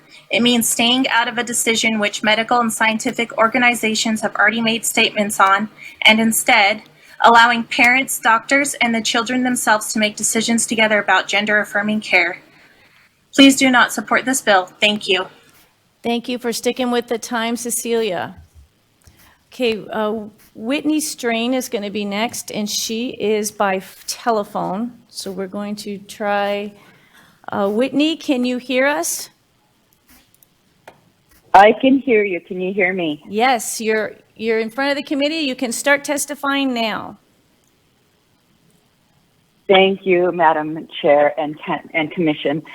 Whitney Strain from Eagle, Idaho. I went to Meridian High School and my husband went to Bora. After 27 years away, we returned to our Idaho home 5 years ago. Prior to the return, I had the opportunity to specialize in counseling survivors of abuse and addiction as a certified hypnotherapist from the National Guild of Hypnotherapy, among other certifications. And my job was to specifically help unwind the damage done to people as children by mentally disturbed adults. And this option to encourage children to define nature and physics in their tween and adolescent years is just that. I keep hearing the words compassion and protection used to invoke the reasoning for shepherding children with gender dysphoria down a road to permanent medical transition. I believe these words are being corrupted and misused because compassion is actually protecting a young mind against adult-waged psychological warfare. It grants them the space to discover who they are without shackling them with irreversible solutions. Personal identity discovery is a rite of passage that every human being has to make. Protection dictates that we err greatly on the side of caution and wait to offer permanent changes to adults whose brains and bodies are fully formed. Only then can informed consent fully be achieved. Rational, reasonable people instinctively know that. We don't need experts to redefine compassion and protection for their distorted desires. And I say distorted because there's no morality in pushing a child to chemically or physically mutilate his or her own body because they are temporarily uncomfortable in their own skin. So to conclude, let's please build a proverbial titanium wall against this unconscionable ideology that leaves children permanently saddled with the consequences of these decisions for 60 plus years if they live a full life. One can tell a great deal about the state of a society by the way it treats its children. So let's show the world that Idaho fiercely guards their minds and hearts and allows them the opportunity to explore their full potential when they possess their full faculties. So please send this to the floor with a due pass. And thank you so much for your time. Thank you, Whitney. We're going to have Eve Devitt next. Is Eve here? She spoke already, and she's still on my list. So let me get rid of Eve. And then Jay Richards.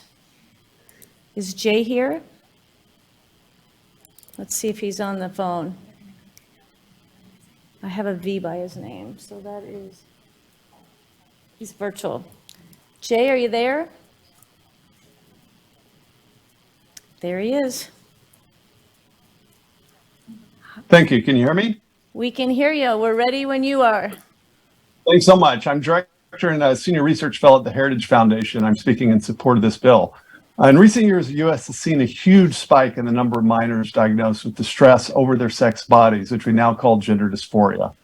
Fueling these alarming statistics is an ideology derived from critical theory. This gender ideology displaces the sexual binary of male and female, which describes all mammals, with a subjective notion of gender identity that's independent of the body.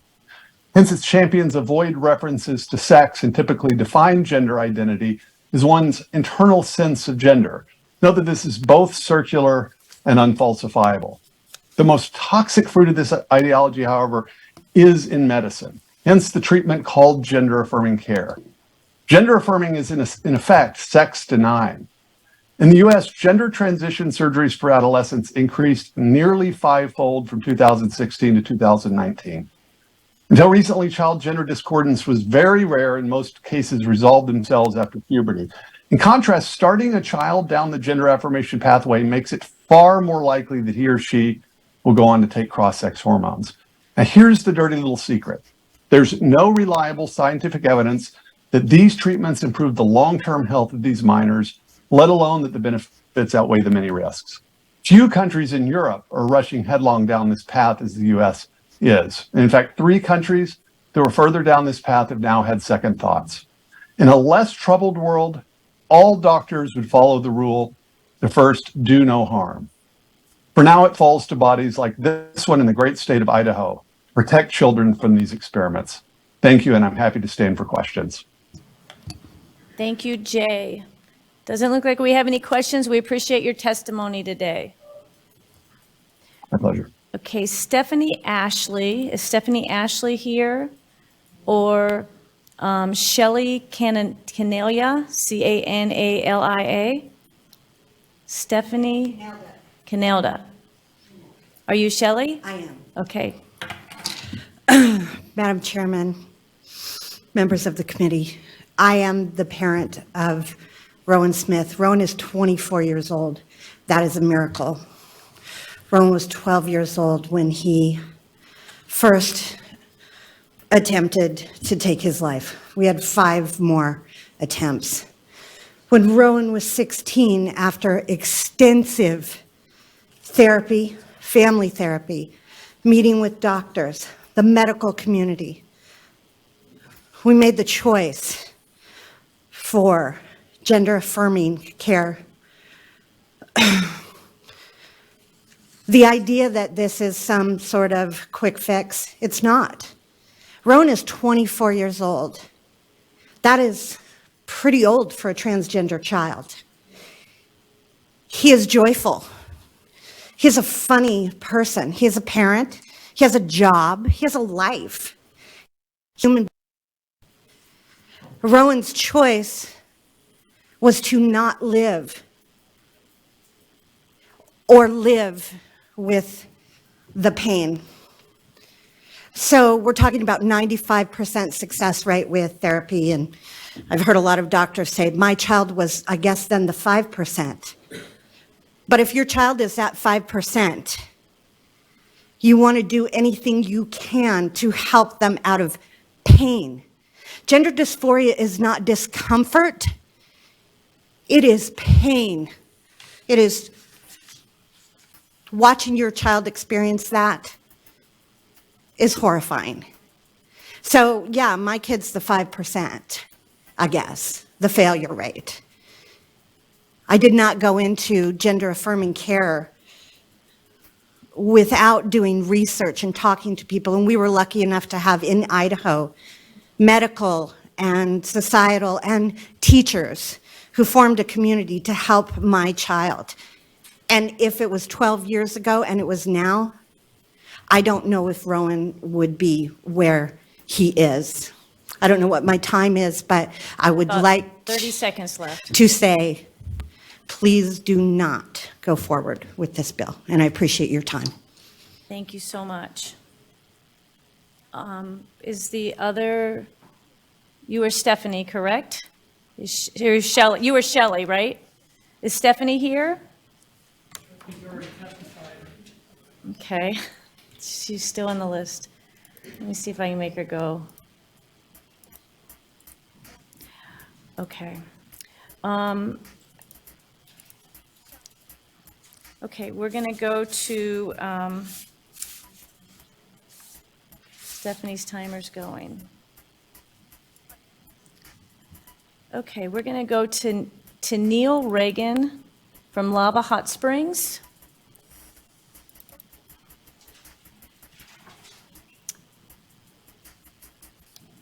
Neil, are you there?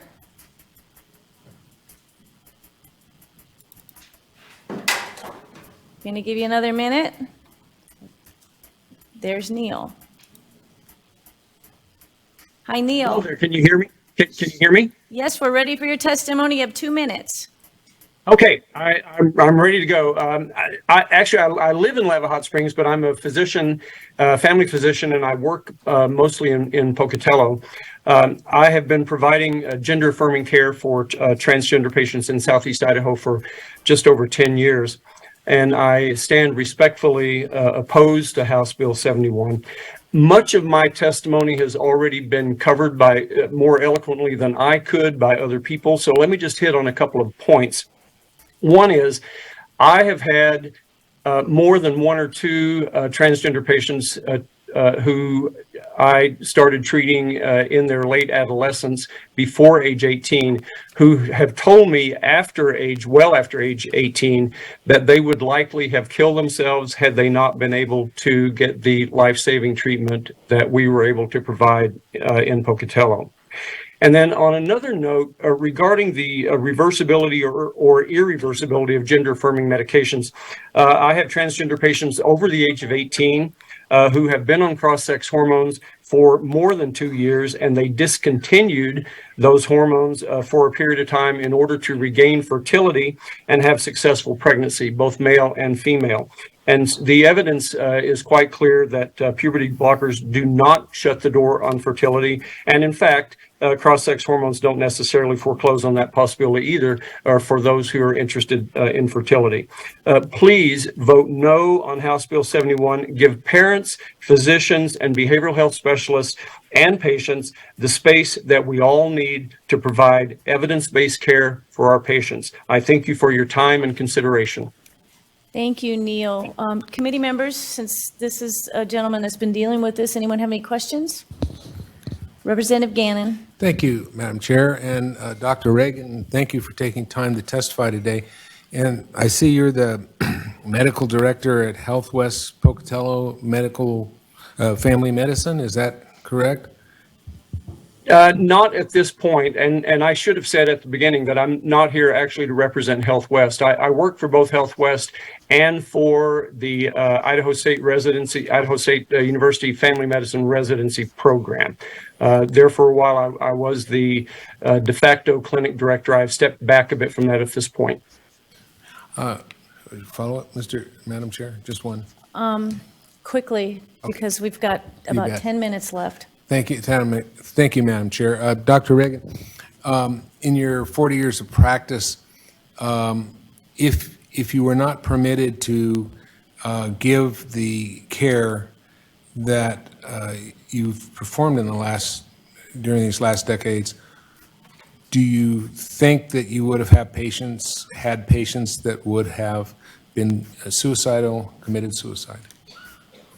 I absolutely believe that to be the case. And one other point to make too, there's a lot of nuance in this discussion that gets lost in translation, and it should be pointed out. In my experience, and I think the experience of most people who take care of transgender people, is that they are a very diverse population, and I have had a number of kids under the age of 18 who neither ask for nor need medications. Their gender affirming therapy is more aligned along with counseling and support.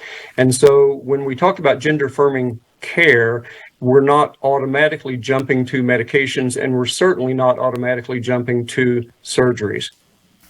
Thank you very much for your time. Next up, we're going to have Brian Allman from Eagle. Is Brian here? And on deck is going to be Hillary Woodland from Kuna.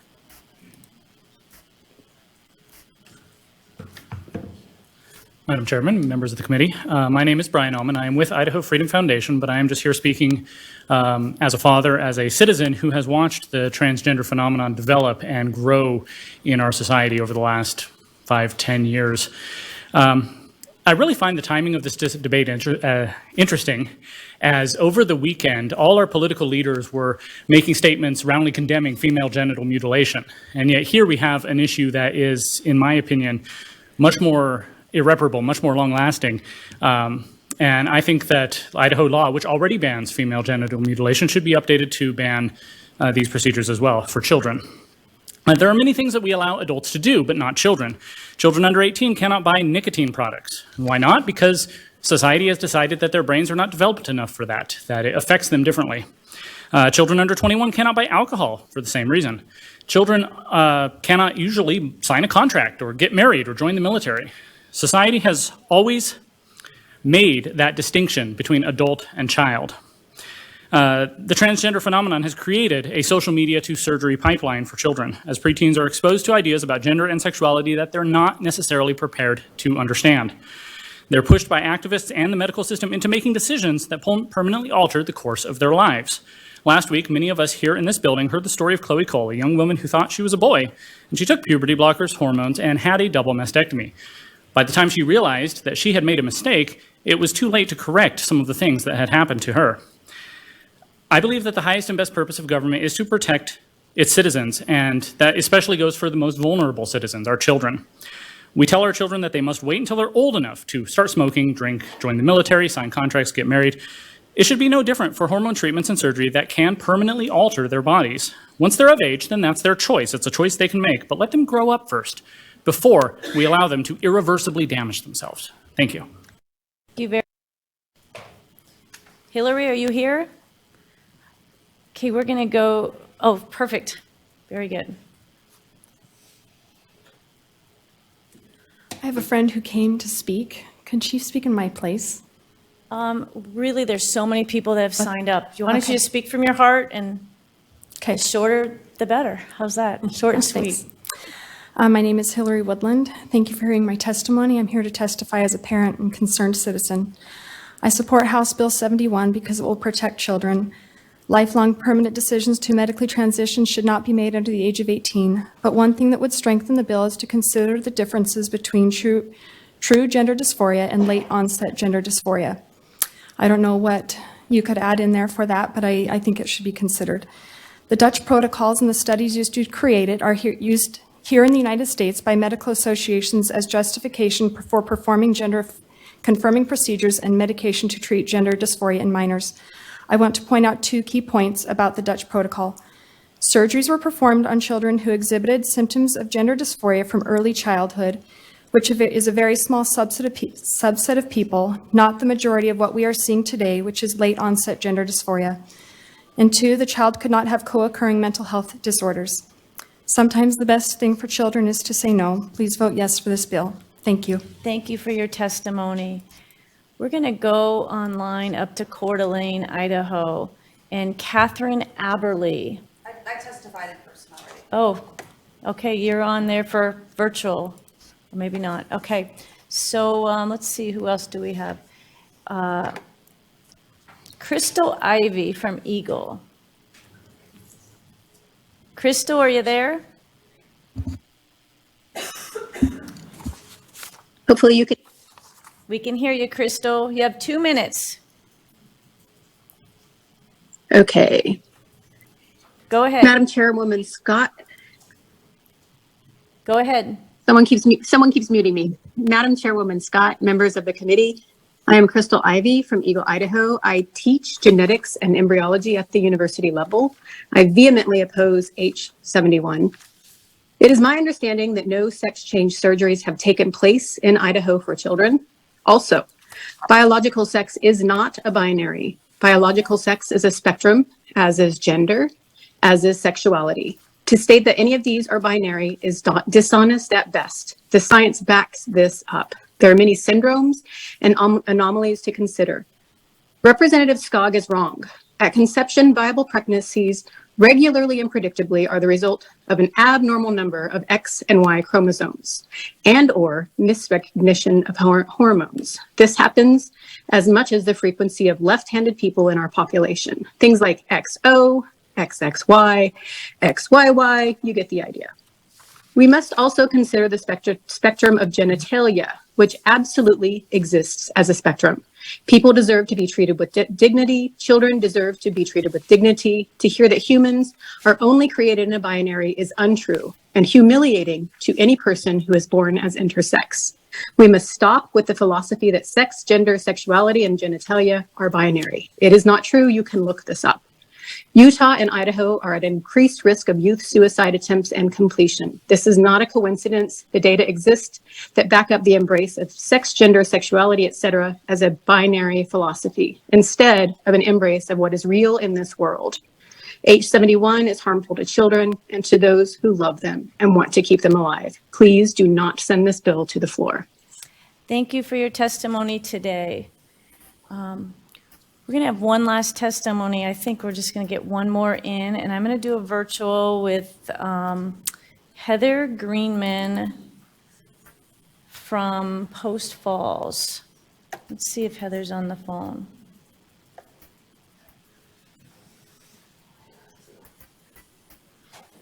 Heather, are you there?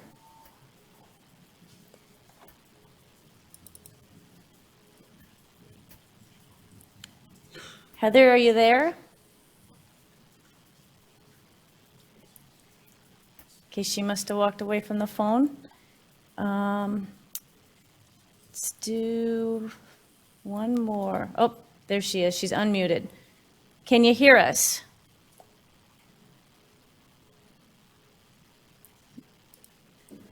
Heather, can you hear us? I think you're muted. Can you try unmuting?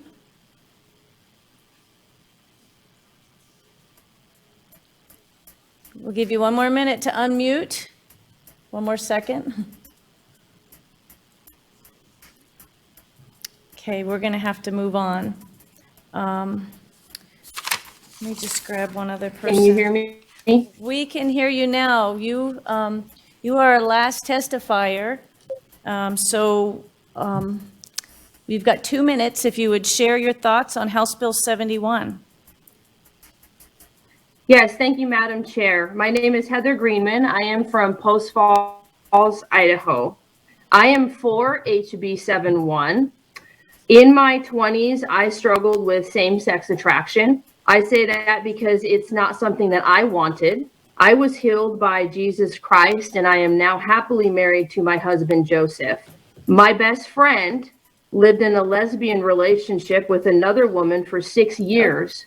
We're She gonna was try to also stick to healed in a similar manner. Okay, Heather, we're going to try to... What was... excuse me, just for a moment here. We need to stick to the bill. We're talking about changing the sex of a child before they're 18. Yes, ma'am. By surgery. Okay. Yes, ma'am.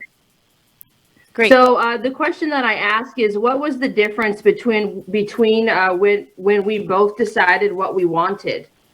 Other than the beauty of being introduced to the Christian design put forth in the Holy Bible, it was time. We were both in our 20s. We had time to enter into adulthood and figure out who we were. It makes total sense to protect kids from making body-altering decisions that will cause health problems, possible sterility, and will likely increase suicide risks. The longest term study that has been done has been in Sweden, which is 10 to 15 years after surgical reassignment, and it actually showed that the suicide rate rose 20%. We as a society recognize that children are not allowed or able to make decisions that may harm them before they are adults and they are at a place where they can logically think and understand these things. So I am in support of this bill, and I encourage the House to just exercise common sense and support H71. Thank you. Thank you for your testimony and personal story today. We appreciate it. Thank you. Let me just get rid of her. I hate to end testimony, but we just have to draw the line somewhere. And I'd like to call the sponsors back up, and we're going to open it up for questions from the committee on House Bill 71. Thank you, Madam Chair. Members of the committee, there's been some great testimony today for sure. Somebody today said that we should listen to the experts.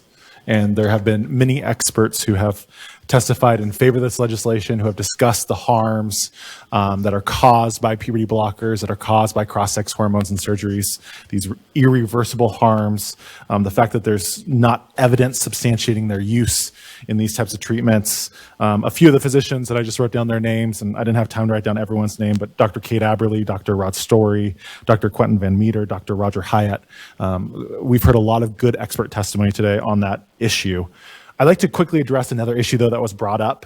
We've heard from some individuals that these pharmaceutical and surgical interventions are necessary to prevent children struggling with gender dysphoria from committing suicide. Sadly, there's not really any evidence in the peer-reviewed literature to support this. In fact, the best design studies indicate that these interventions do not reduce the long-term risk of suicide. As some medical professionals testified earlier today, the suicides that are often committed by gender dysphoric individuals are often the result of untreated mental illnesses, which accompany gender dysphoria in the majority of cases. And in fact, the suicide rate is nearly 20 times higher after surgical intervention than the general population. So there's really no evidence to suggest that these treatments or these interventions would reduce that suicide risk. I do want to affirm that children and adults that struggle with gender dysphoria really do suffer. They really do suffer psychologically. These children have dignity. They really do need care and treatment. Just that care and treatment is not found in harmful mutilation, in sterility, in sexual dysfunction and other health problems. It's found in traditional mental health treatment. And this legislation protects these kids. It's defensible. It's constitutional. It furthers the state of Idaho's compelling interest in protecting children from real harm. And so I ask that you send this bill to the floor with a due pass recommendation, and I'm happy to stand for any questions you may have about the bill language or about the topics that were discussed today. Thank you. Committee members, now's your chance if you have some questions. Lots of questions. Okay, Representative Dixon. Thank you, Madam Chair. Mr. Kanzadi, is that how you say it? Kanzadi, yeah. Kanzadi. In your first comments, you had mentioned that there are legitimate uses of these treatments. And so as I'm reading through the bill, I think puberty blockers are commonly used to treat early onset of puberty in children and for a variety of reasons. So when I'm looking at subsection 4 on page 2, there are some exceptions listed, and I'm just wondering if you can clarify for me, is early onset of puberty covered in those exceptions? And if it is it in A, B, or C? Because it's unclear to me. Mr. Gonzatti. Yeah, Madam Chair and Representative Dixon. So if you look in subsection 2 on the first page, we've expressly limited this prohibition on puberty blockers and cross-sex hormones only for the purpose of changing the child's perception of their biological sex. And so, precocious puberty, osteoporosis, cancer treatments, et cetera, would not fall under this prohibition. Those drugs are not administered in those cases for the purpose of changing the child's perception of their biological sex. Okay, Representative Cannon.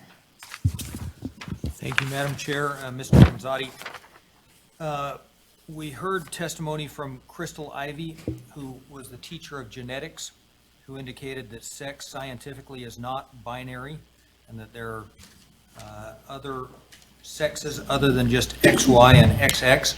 I'm wondering if you accept that science, and if so, if that affects or if that creates any concern with this legislation, or how we should view that. Mr. Gonzatti.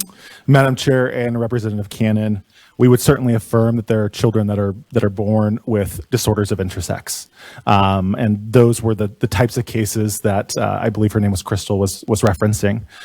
Those are biologically observable, scientifically verifiable conditions. When we're talking about gender dysphoria, it's a mental health issue, but there's no test that you can run to determine whether a child is born in the wrong body. We would deny, and I think the science is clearly on our side, that you can be born in the wrong body. And just as an aside, disorders of intersex has an express exemption provided on page 2 in subsection 6. I'm sorry, in subsection 4 on page 2. And we certainly affirm the use of these drugs or surgeries for the purpose of treating children with verifiable disorders of intersex. Okay, Representative Gardner. Thank you, Madam Chairman Scott. And I don't know if this is to Representative Skaug or for you, but my question is on page 2 of the bill. Line 3, it says removing any otherwise healthy or non-diseased body part or tissue. And then if you go down on the same page to line 11, 12, and 13, it says sole purpose of attempting to alter an appearance of or affirm the child's perception, okay? Well, I can't see an exclusion for circumcision. So was that the intent of the bill, or am I missing it in the bill?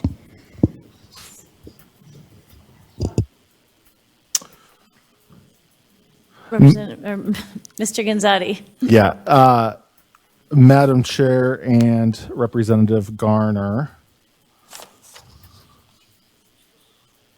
Do you want to take that, Bruce, or Representative?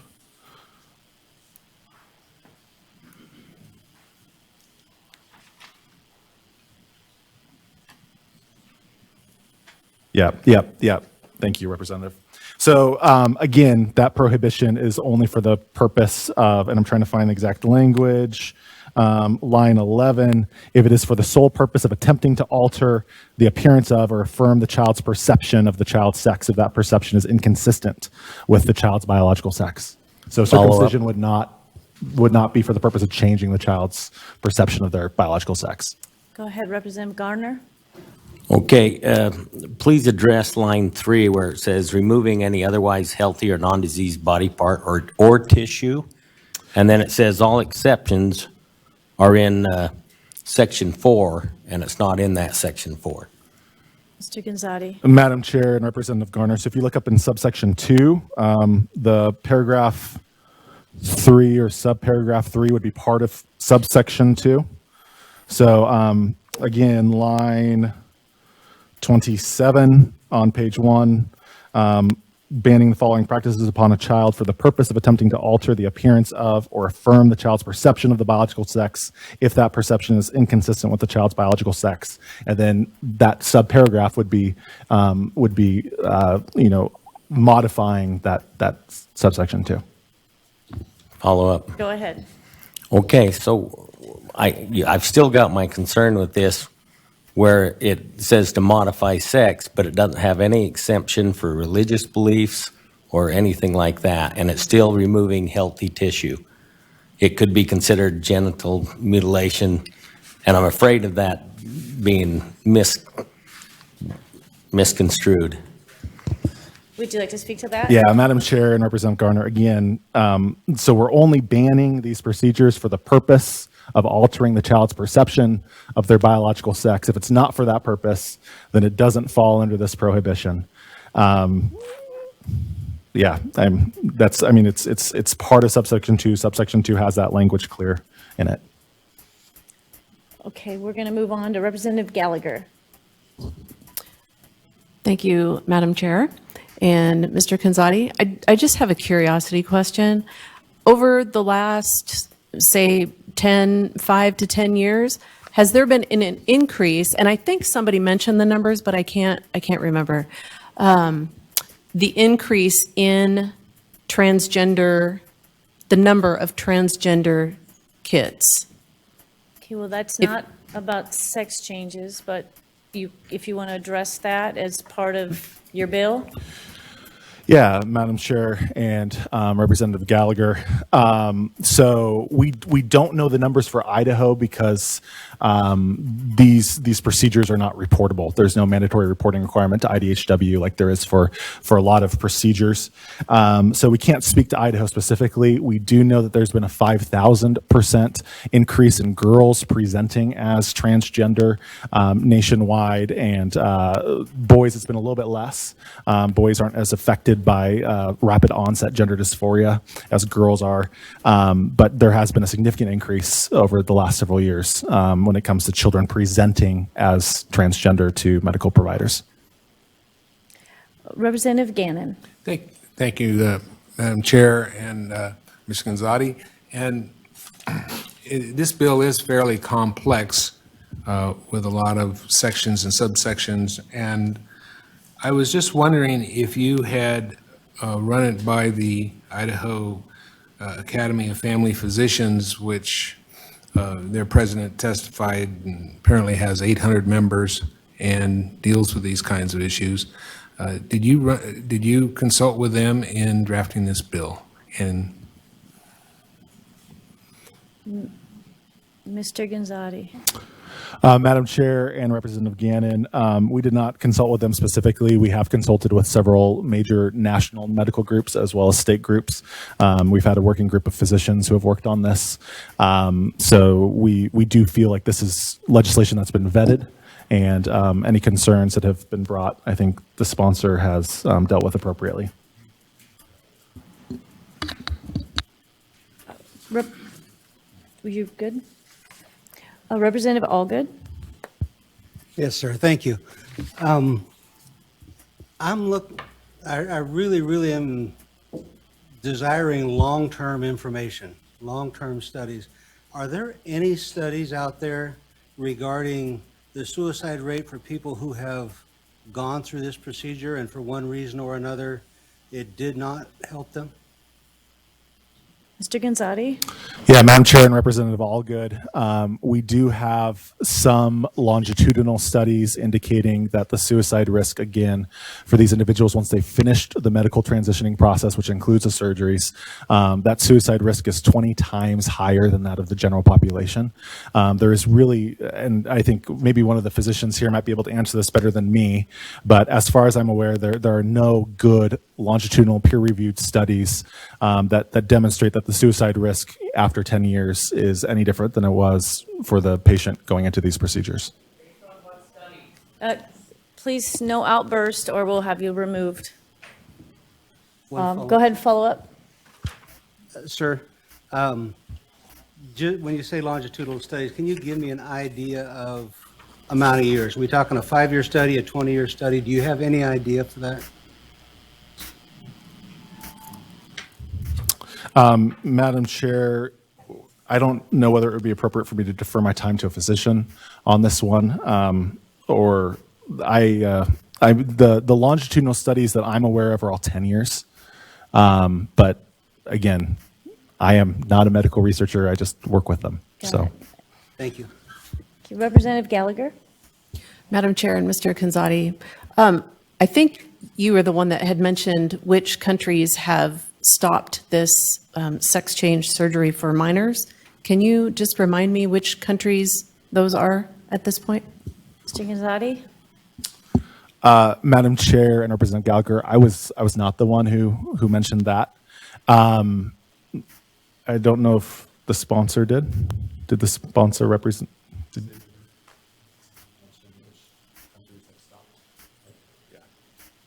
Yeah, I did not. I'm only vaguely familiar with it, and I haven't consulted with physicians on that question specifically. Okay. Representative Roten? Madam Chair, Mr. Kanzati, you mentioned it was defendable. Do you have an AG opinion or outside counsel that has reviewed this and given you the green light on that, aside perhaps the sponsor being an attorney?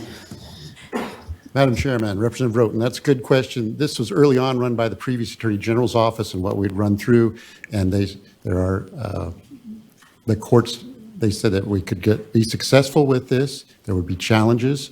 And now the courts that have come forward with the decisions since last year seem to be more in favor of what we have here. There's one advancing well in the 11th Circuit, which I think is being argued today, and they're upholding the criminal element of this type of bill. So there's positives going forward, and I'm pretty confident we're going to do fine with this bill. So it has been vetted with two appellate attorneys that deal with this type of thing. So I wanted to make sure we're good. So hope that helps. Okay, committee member, Representative Gannon? No? Any more questions for the sponsor? Okay, I think you guys are good. So committee members, House Bill 71 is before you. Representative Gannon. Thank you, Madam Chair. As much as I like our chair and know he's worked hard on this bill, I think it needs a lot of work. And so I would make a motion to hold this House Bill 71 in committee, and I'll state my reasons if you wish. Okay, so we have a motion to hold House Bill 71 in committee. Is there any discussion on that motion? Oh, do you want to speak to that? Go ahead. Certainly, yeah. You know, we've had a lot of some testimony that's contradictory, and one of the area of testimony that's really influenced me a lot is that we do have the Idaho Academy of Family Physicians testifying through their president and saying that this bill goes too far, and this is not, and you can see, and then we had the doctor from Pocatello, who has been practicing medicine for 40 years and has had a lot of experience with the issues raised in this legislation, and he's not comfortable with it. This legislation goes way beyond surgery. If you look at Section 10, there are about a dozen findings of the legislature relating some accuse Idaho healthcare providers of routinely administering cross-sex hormones to pubescent children, notwithstanding scientific evidence that such therapies cause irreversible sterility and increase risks of other medical conditions. We haven't heard any evidence to support that. There are so many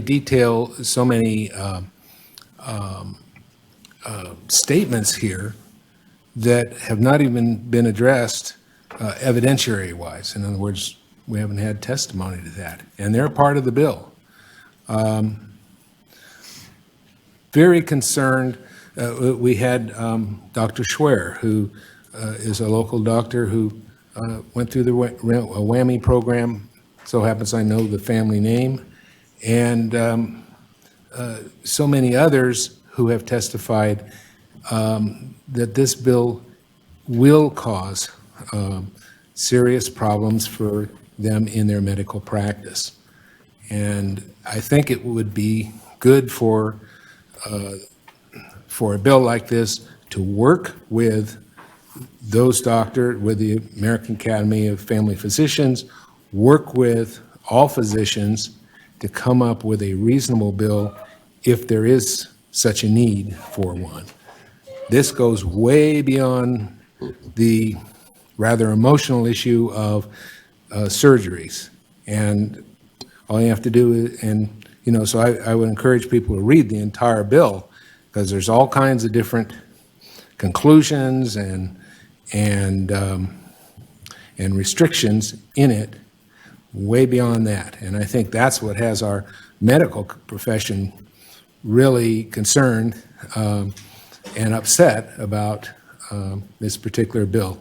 Finally, I just can't express enough my concern about suicide. This is a tremendous, the evidence that we've heard shows that this is a tremendous problem for the patient. Depression and suicidal tendencies. And I just have to sit there and say, well, who am I to judge that this very detailed and restrictive and conclusionary law is something that I can vote for if a result is one person commits suicide because a doctor cannot provide the treatment. And as far as that's concerned, I understand as a lawyer, and all the lawyers here, you can't guarantee what's going to happen in court. You can't guarantee any treatment is going to not be successful or successful. It's a medical judgment, and it's an individual medical judgment. And to have a law this restrictive and conclusionary, I think, is not something I can support, especially if the result is even one doctor who is restricted from providing the medical care that doctor feels is necessary, and the consequence is extraordinarily serious for that patient. Thank you, Representative Gannon. Representative Gallagher. Madam Chair, can I make a substitute motion? Yes, you can. I make a substitute motion that we send this to the floor with a do pass recommendation. Okay, we have a substitute motion to send House Bill 71 to the floor with a do pass recommendation. Representative Nash. Thank you, Madam Chair. Just to speak to the motion and why I won't be supporting it.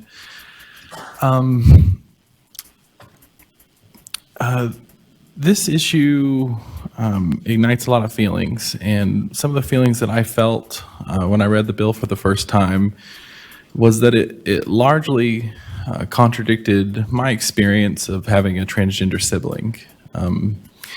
Most transgender adults do not surgically transition. That's not part of it. And having a transgender sibling, I never even believed that was on the table. Most of what I felt like my family member needed was just people to believe them, that something was different. And while I'm lucky to have my sibling alive, it's not a guarantee. And we recently attended the funeral of one of my wife's family members who did take their own life very young due to the things we're discussing today. And I would say largely my experience having transgender family members is a lot like Shelley from Pocatello, who spoke today, and Eve, who spoke today, people that understood the serious consequences of what they were doing and saw good things come from it. I'm not going to pretend that I understand what it's like to experience gender dysphoria, or that when people have come out to me, that I've responded in the most affirmative way I could. One of the reservations I have about this that I shared with the sponsor at our break was one of the reasons that I ran for the legislature is a law that we still have on the books today that makes me very uncomfortable, and that's about faith-based medical neglect. We give parents incredible power over their children. One of those is even withholding life-saving medical treatment if it's consistent with that person's faith. And I would have a real problem passing this law, restricting a great deal of medical care that we've seen, that I've personally seen benefits for, while at the same time allowing faith-based exemptions to withhold things like insulin from children that need it to survive. For those reasons, mostly personal, I won't be supporting the motion to send it to the floor. Is there any more discussion on the motion? Representative Cannon. Thank you, Madam Chair. I don't have discussion on the motion, but if it's in order, I have a question for the sponsor. Is that appropriate still? I think we're done with questions for the most part. Since he's right here, I guess you could ask him. Do I need to go back down? I think you can just do it from your seat. You'll be fine. Mr. Chairman, my question is, one of the testifiers indicated that there were no surgeries that have taken place in Idaho. If I didn't misunderstand the testimony, and what this question goes to is what the scope of this issue is.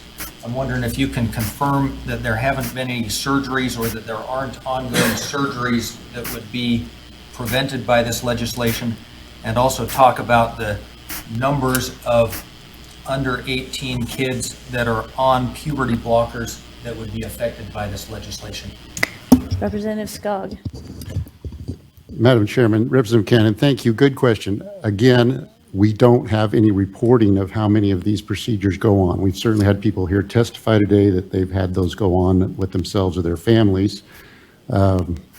So they are happening. Last year, when this bill was brought in another committee, there was testimony that none of this happened in Idaho, but then there was a hospital that was advertising for it this summer on their website. So it is an industry in Idaho that's taking place in the medical arena, and this bill seeks to stop that for reasons already stated by different testimony. We had a number of Idaho doctors testify. Any more discussion? Can't see who's down there. Representative Allgood. Yes, thank you, Mr. Chair. I'd like to speak in support of Representative Gannon's motion. Go ahead. That's not the motion on the table right now. I'll wait. Okay. So the motion we have on the floor right now is to send House Bill 71 to the floor with a do pass recommendation. You could discuss for or against that motion right now. Mr. Chair, Go ahead. I misspoke. I named the wrong representative. Okay. Go ahead, Representative Allgood. Thank you. I can tell you without a shadow of a doubt that I am nowhere near where I thought I would be when I was a young man. Nothing in my life is what I perceived I was going to be. I mean, it's just, life is not what you expect. The thing that concerns me is child. If you were 18 years old or older and wanted to do any of these things, I think you would have everybody's support. I really think that we're open-minded enough and understanding enough to support that. But when we talk about doing it to a child, it raises serious concerns. And we had a number of physicians speak who I believe were all sincere, and they spoke on both sides of this subject. And I don't think anyone was speaking ill or trying to deceive anyone. But the point is, we had many contradictory testimonies, and nobody has a solid answer what this looks like 20 years from now. What does this look like? What do our children look like 20 years from now? Are we losing children because of remorse for what happened when they were 16? I mean, we don't know, and that scares me. You know, what we do as adults, that's on us. But what we do to our kids, that's on a parent, and that just scares me. And we had a lot of discussion about teen suicide, which again is, it's just, I can't go there, it's terrible. But there was not convincing testimony that this would slow that down or change that. Because as we get older, again, our life changes. We just cannot predict that. And like I said, if we were talking about an 18-year-old or older that wanted to do this, I don't think any of us would be here arguing. But the fact that we're talking about giving 13-year-olds the ability to change their life forever scares me, because we do not know what the end result is going to be. There have been no, that I'm aware of or that's been testified to, there have been no studies that showed what we're going to look like later. And I feel it's important that until we know, that we don't be transforming our children. Thank you. Representative Gallagher. Madam Chair, I move the previous question, and I also would like a roll call vote. Okay, we have a motion to move the previous question, which we'll need to take a vote on that. That would stop discussion on the topic. So are we ready for that? Okay, so Madam Chair, is this a roll call vote on my motion? Sure, we'll do both. Yep. Right, yeah. So we're going to be voting on moving the previous question, which means ending testimony. The secretary will call the roll. Representative Skaug. Yes. Representative Scott. No. Representative Ehart. No. Representative Young. No. Representative Cannon. No. Representative Erickson. No.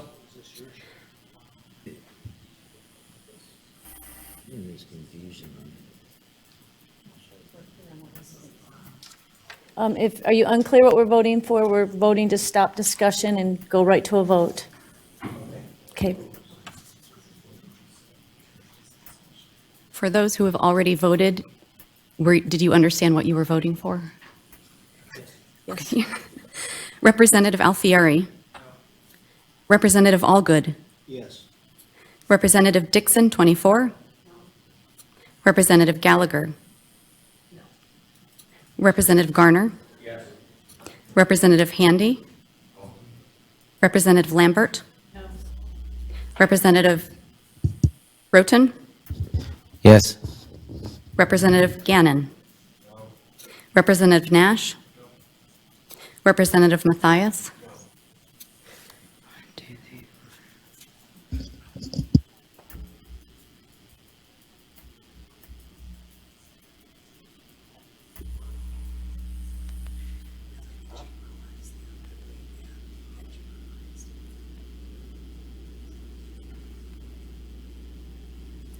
Okay, we have 4 ayes and 13 nays, so the motion failed.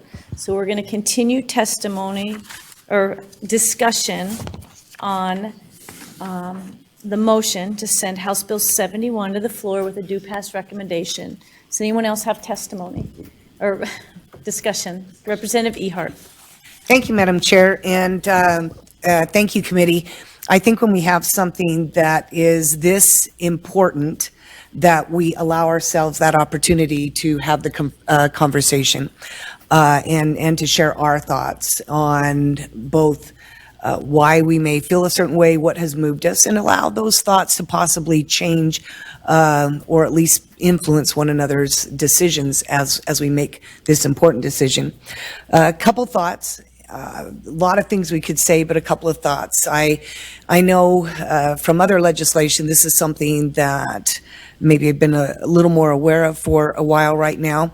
And I find it very interesting, as was mentioned, but other countries outside of ours who have maybe been doing this a little longer have found it necessary to put a stop to this because they're finding harmful effects, whether that's Sweden, France, Denmark, but most recently it was the UK. And the UK has made it very clear it needs to stop, that children are not in a position to make these kind of decisions and the harmful effects of this, as has been asked in here multiple times. Do we know the long-term effects? We do not know them.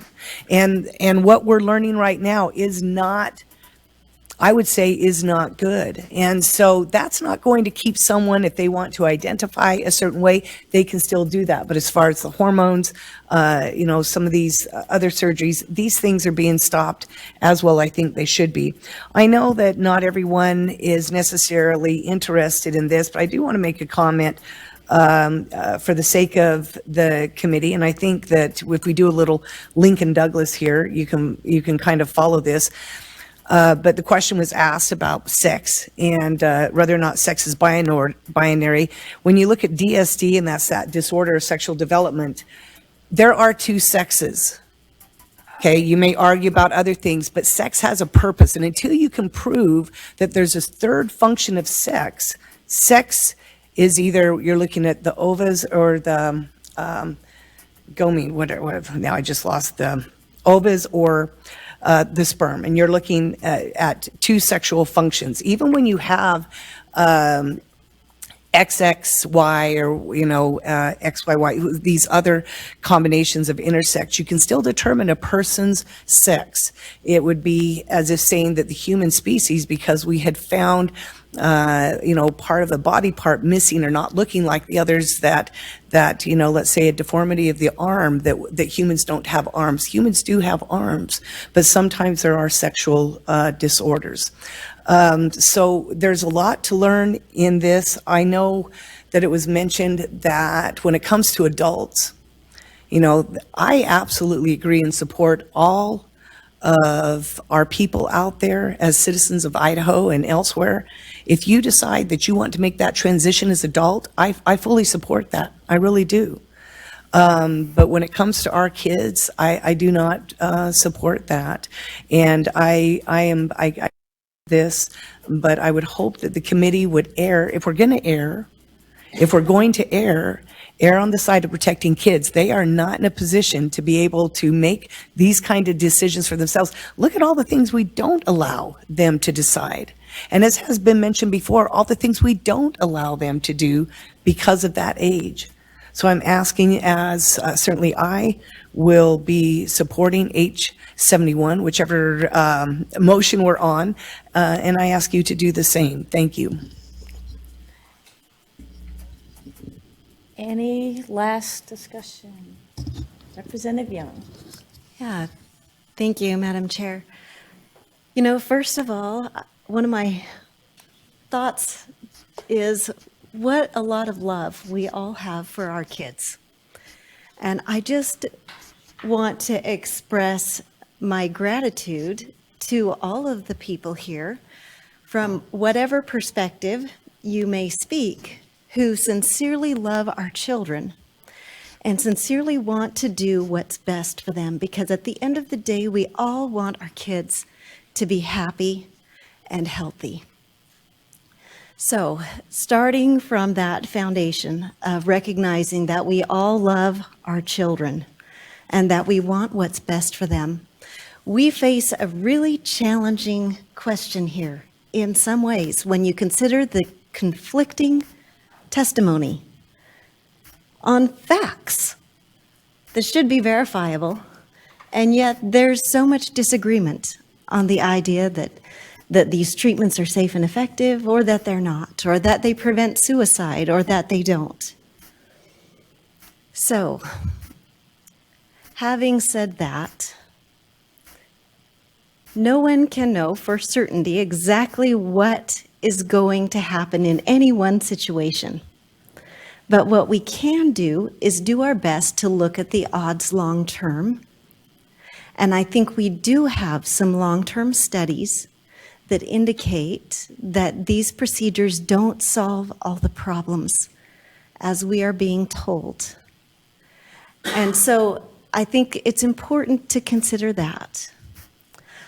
I would also like to share that I did have the opportunity to spend a day recently with a detransitioner who shared with me her personal experience with this journey. One of the things that was compelling for me was hearing her discuss the way that the puberty blockers and the hormones have impacted her health, even long after she has come off of them. Vaginal atrophy affects not just that area of the body, but other things in the same area. Long term, she talked about joint pain and other issues that she still deals with after having come off of those treatments. So, that is compelling. The other thing that she shared with me was the way that those puberty blockers and the transgender hormones impacted her emotionally. I understand in some way, better than most, what it means to deal with an anxiety disorder and to watch someone go through that. I understand that the pain is real. And there are some things that are temporary fixes, and there are some things that if you look at the long-term trajectory, that's where we have to keep our focus. Because one of the big problems that we face sometimes as humans is that we latch on to the first quick fix, and we make bigger problems for ourselves in the long term. And that is my concern with what is happening with these procedures.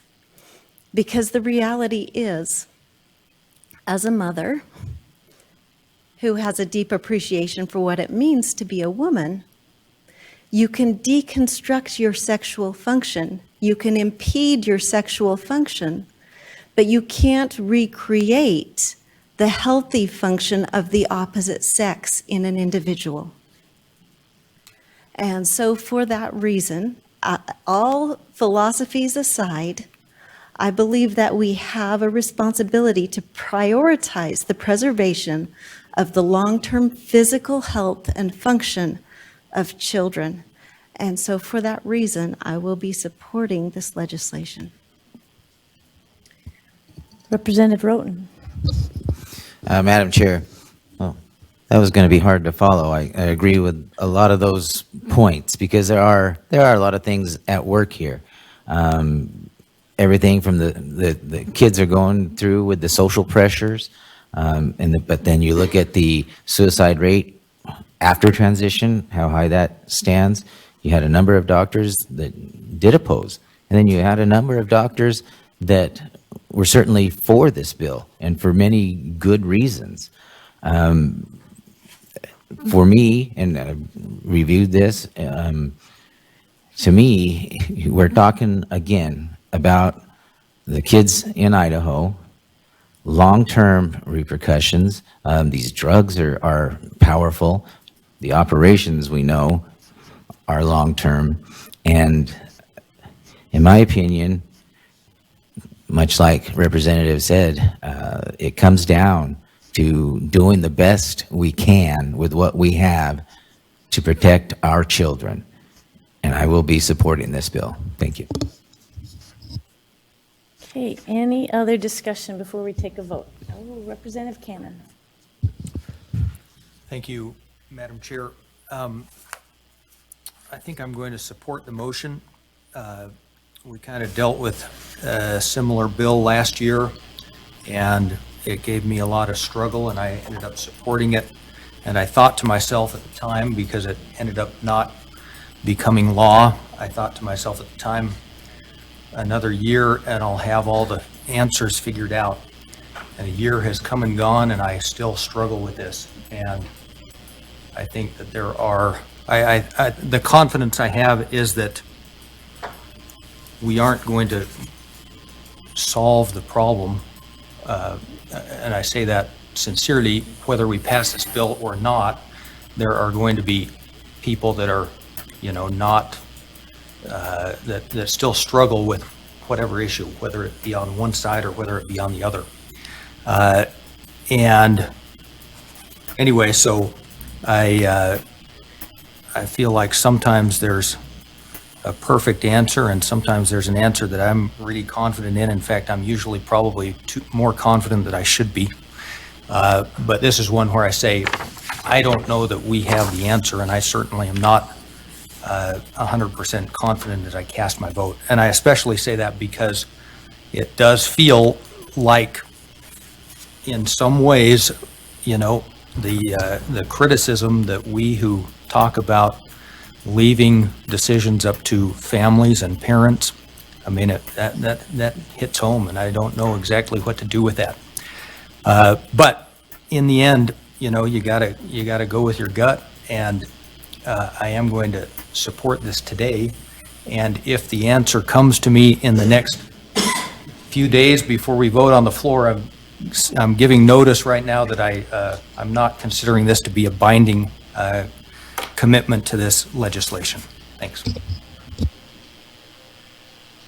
Representative Mathias. Thank you, Madam Chair. I would like to add totally different perspective on this.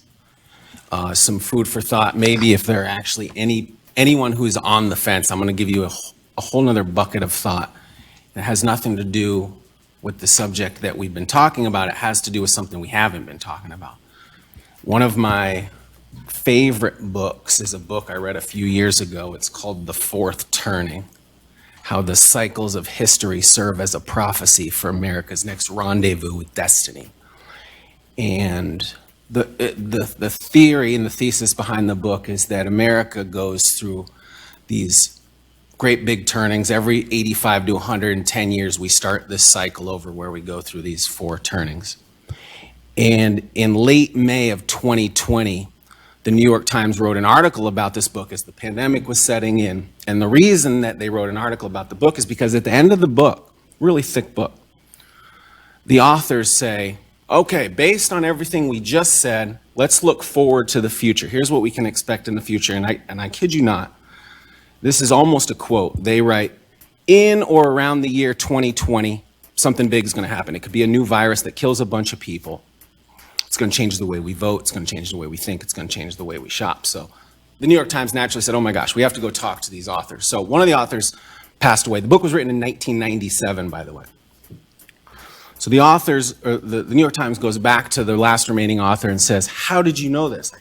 Talk to us about this book. Talk to us about your ability to predict this. And the author essentially said, well, if you read the book, we didn't predict this. If you read the book, we are telling you that every 85 to 110 years we go through these turnings. And right now we are at the beginning of the 4th turning and the crisis era. I think what you want to know, New York Times, is how do we get out of it? How do we get out of the low, the crisis area, and how do we get back to the big first turning when we're allowed to think big again, when we're allowed to do big things and think about American greatness? And the single key ingredient is we have to reestablish the public's trust in government. Doesn't matter if we're talking after World War II, it doesn't matter if we're talking after the Civil War. Every 85 to 110 years, we have to reestablish the public's trust in government. Now, against that backdrop, just yesterday on the Senate floor, one of the bill's co-sponsors said, and I quote, "The right for parents to choose what happens to their children is a seminal issue. Parental rights reign supreme. I fully support it." I'm mentioning this because it's really hard for the public to trust us when we use our principles and we follow them selectively. We have to be willing to stick to our guts even when we don't understand, even when we don't agree. And I'm afraid that if we pass this bill, it's going to further undermine the public's trust in us, and it's going to get us further away from the first turning. So for that reason, I'll be voting no.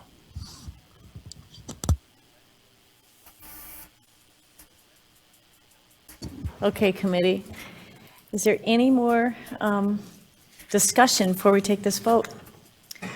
The motion, Representative Young. Sorry, Madam No, Chair, no. my button's a little slippery here. I appreciate the thoughtful comment of Representative Mathias, and I just wanted to speak to that really briefly. As a mom and somebody who's the biggest mama bear in the building when my kids are around, we do set some limits on parental rights. And I think ultimately that's the question that this committee is struggling with. And so in Idaho law, we do have circumstances that we identify where we say this particular action is abusive and inappropriate, even for a parent. And the truth is, every principle has bounds and limits. It's not that we're being selective. It's that we're trying to identify the bounds and the limits of that particular principle, because all of these principles come into conflict with each other at some time or another. So just for what it's worth for me as a mom, as I weigh this issue, really that's what it comes down to for me, is determining what are the appropriate bounds and limits of that parental authority. Okay, committee, I think it's time to vote. So the motion we have on the floor is sending House Bill 71 to the floor with a due pass recommendation. We're going to do a roll call vote on this. So when the secretary's ready, she's going to start calling the roll. Representative Skaug. Yes. Representative Scott. Yes. Representative Ehart. Representative Young. Yes. Representative Cannon. Yes. Representative Erickson. Yes. Representative Alfieri. Representative Allgood. Yes. Representative Dixon, 24. Yes. Representative Gallagher. Yes. Representative Garner. Yes. Representative Handy. Yes. Representative Lambert. Representative Roten. Yes. Representative Gannon. Representative Nash. Representative Mathias.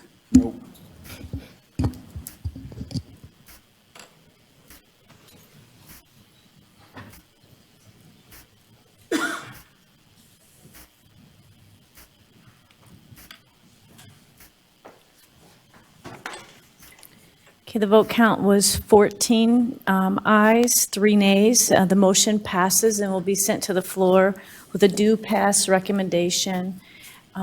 Committee, we're going to take a 10-minute break, and we're going to come back and do more work. We just have a few RSs when we come back, and I think that's all. So we'll see you when we get back. Thank you.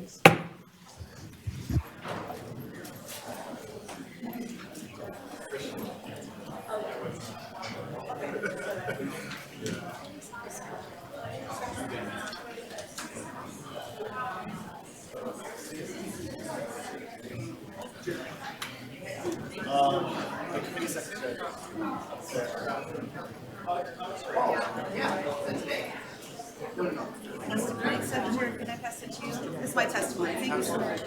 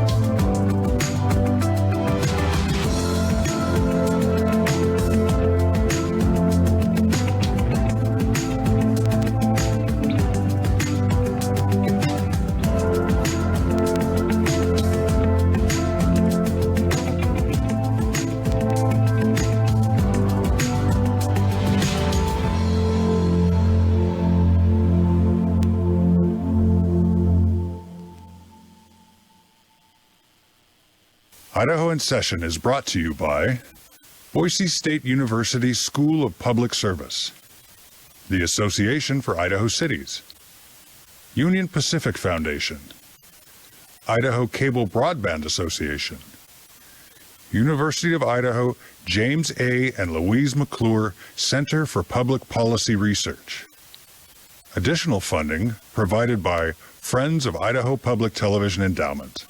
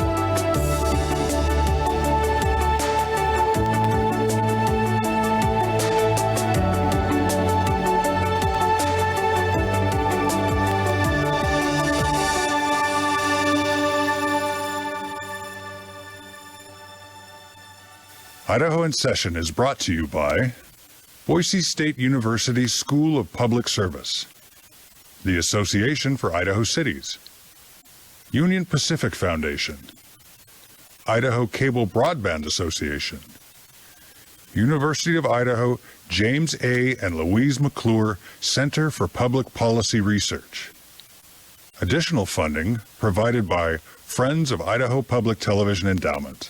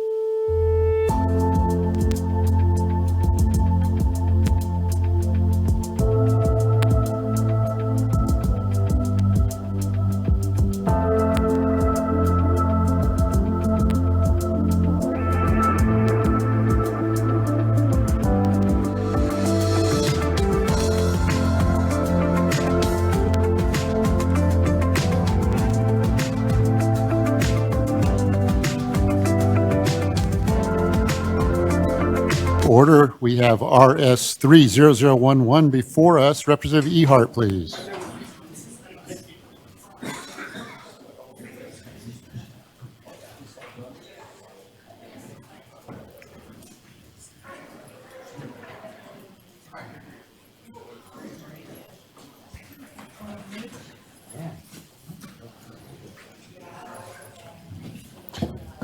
Representative Ehart, whenever you're ready. Thank you, Chairman Skaug. Good committee. I am Barbara Ehart, Representative Ehart from District 33. That would be Idaho Falls and Bonneville County. Mr. Chairman, I would hope that this committee would consider introducing RS 30011. Let me just give you a quick FYI on what this bill is.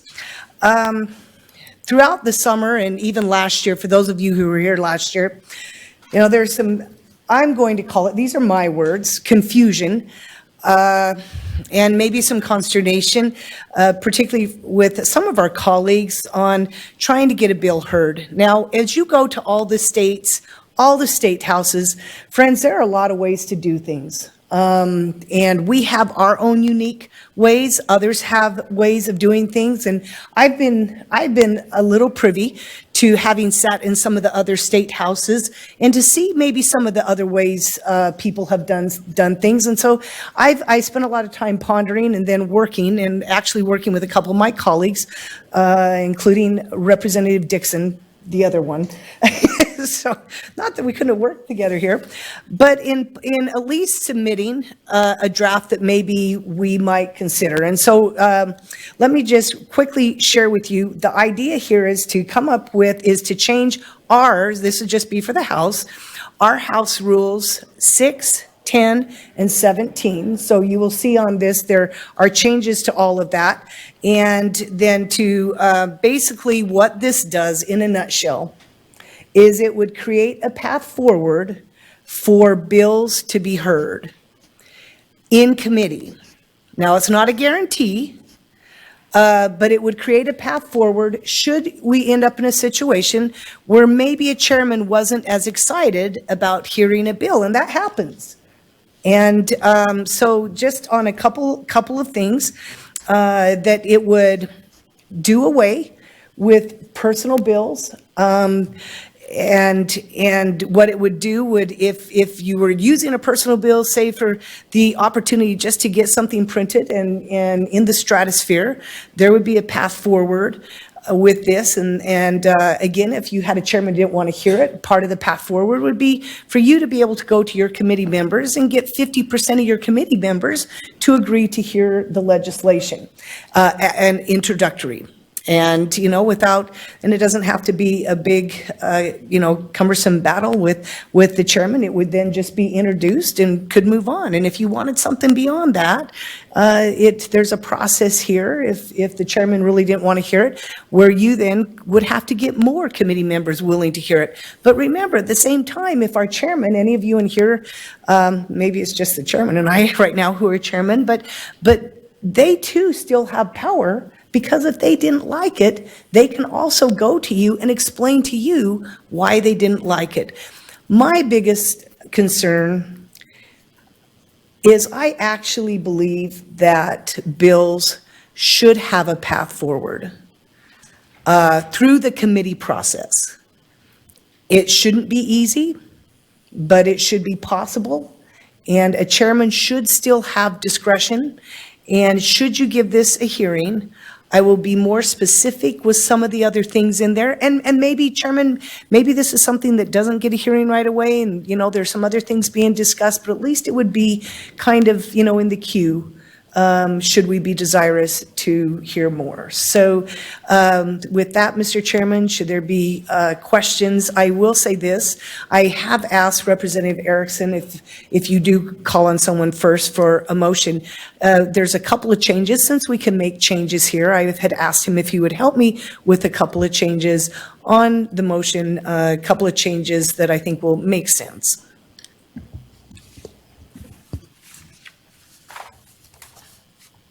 Committee, any questions?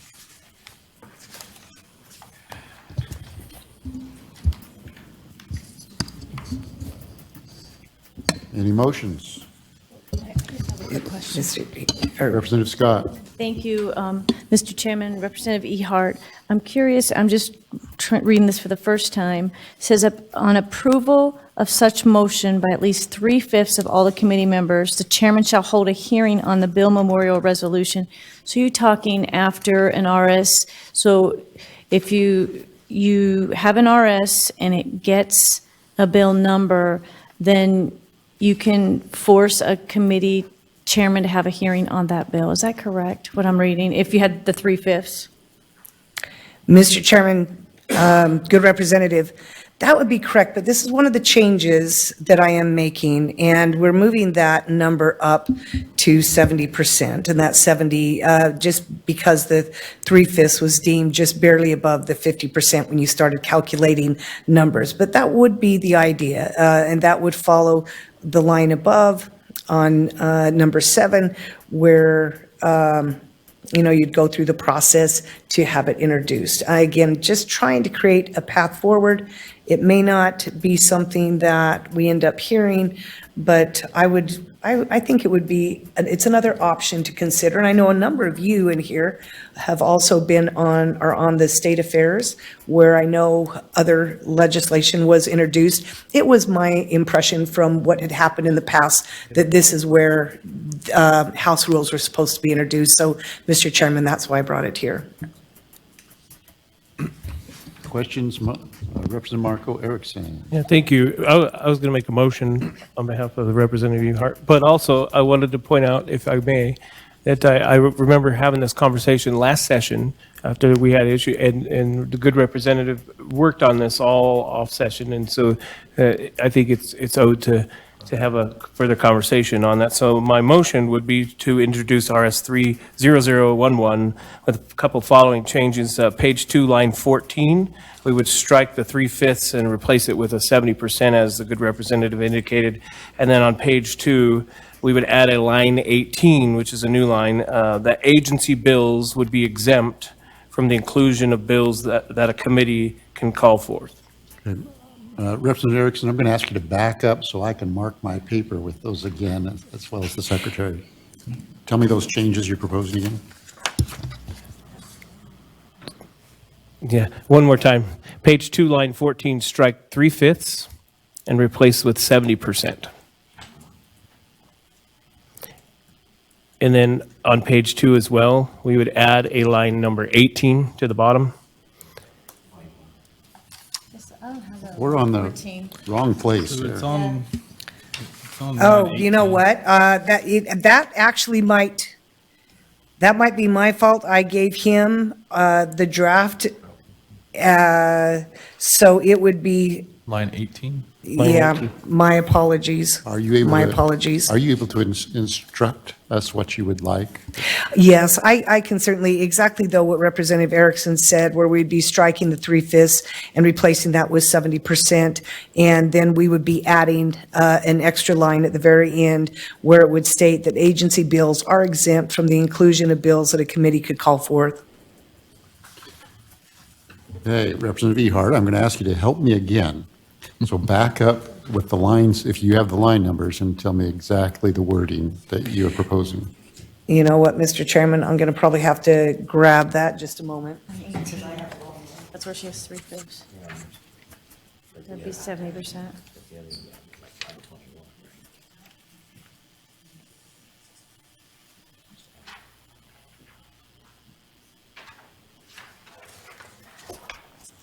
My apologies. I think after a long hearing committee, that I too was like, whew.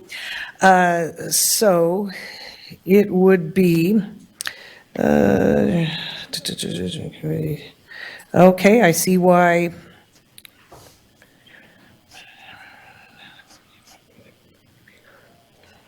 On line 18, we would strike 3/5. And we'd replace that with 70%. And that's on page 2. I'm sorry, Mr. Chairman, yes, on page 2.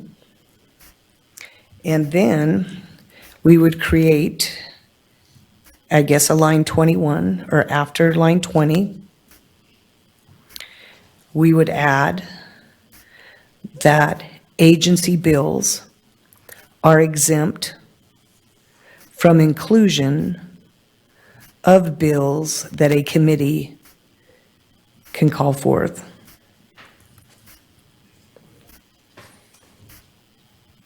These changes would be being made for us and things that we wanted heard. Now I'm going to back up. Representative Erickson, you've heard what the sponsor has requested. Is that your motion? Yes, Mr. Chairman, that would be my motion. All right. There's a motion probably before the committee, and also if there's discussion or questions, Representative Alfieri. Yes, thank you, Mr. Chairman. Representative Ehart, a couple of questions here. On page 2, I'm having difficulty understanding the difference between paragraphs 1 and 2, where the first paragraph says that you can call for a hearing on any routing slip that's been presented within 3 days, and the other one says, paragraph 2 says you can call for a hearing on any routing slip that's been there for 5 days. I'm sorry, I'm losing it. Mr. How do they Chairman. work together? Walk me through this if you would. Representative Ehart. Mr. Chairman, good representative, I do believe there's a possibility that our LSO made a mistake in this time period. So maybe the committee could help. The idea here is that on the first part, that we are if a chairman did not want to even hear your draft, that introduction, Can't imagine that would happen at all. then this would create, the first part creates a path forward just to have it introduced, as we're doing now. And so, and then the second part is for a hearing. So the first part, we just to have it introduced, to have it in the stratosphere, as some people want to be able to have their legislation there, instead of having tons and tons of personal bills. My feeling actually is that not everything should be in the stratosphere. That's just me. And that there should be a little bit of work to get it there. And so this would require, if your chairman didn't want to hear it, if you could get 50% of your committee to agree to hear it, then that's how you would be able to work through the committee process and be able to have it heard just like this one. And then if the chairman, if beyond that, it would get tougher. And So, Mr. Chairman, do you think, or committee, have we, in putting a slip, an RS, I mean, with this, that's what this really is. Did we get that worded right?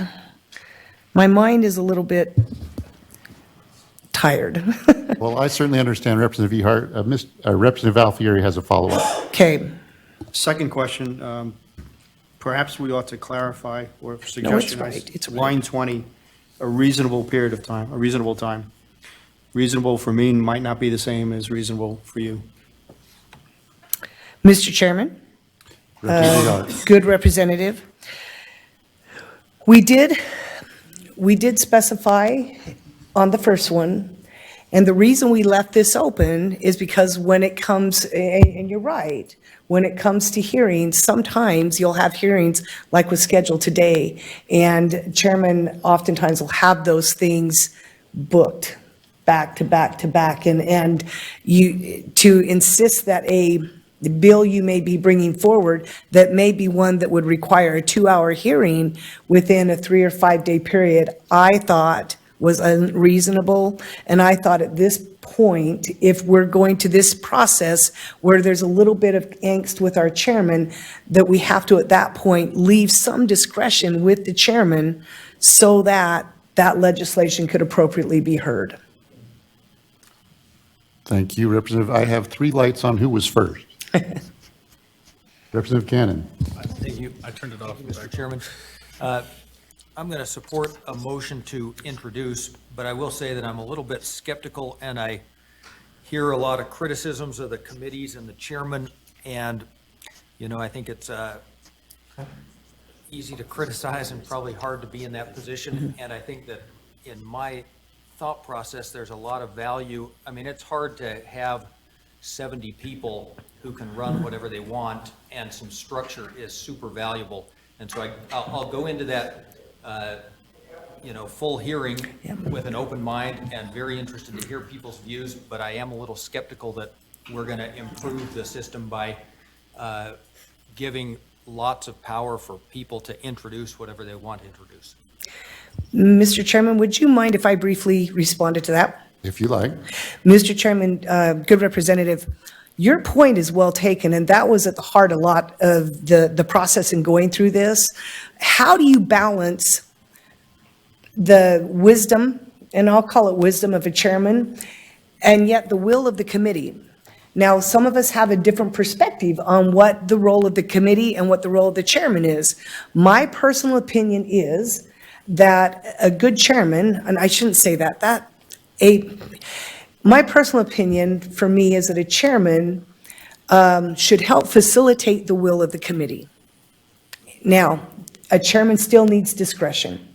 And so I've tried to balance that here by not making it easy to be able to get something done. If you think about it, let's just say that I really wanted some legislation and I was at odds with Chairman Joe.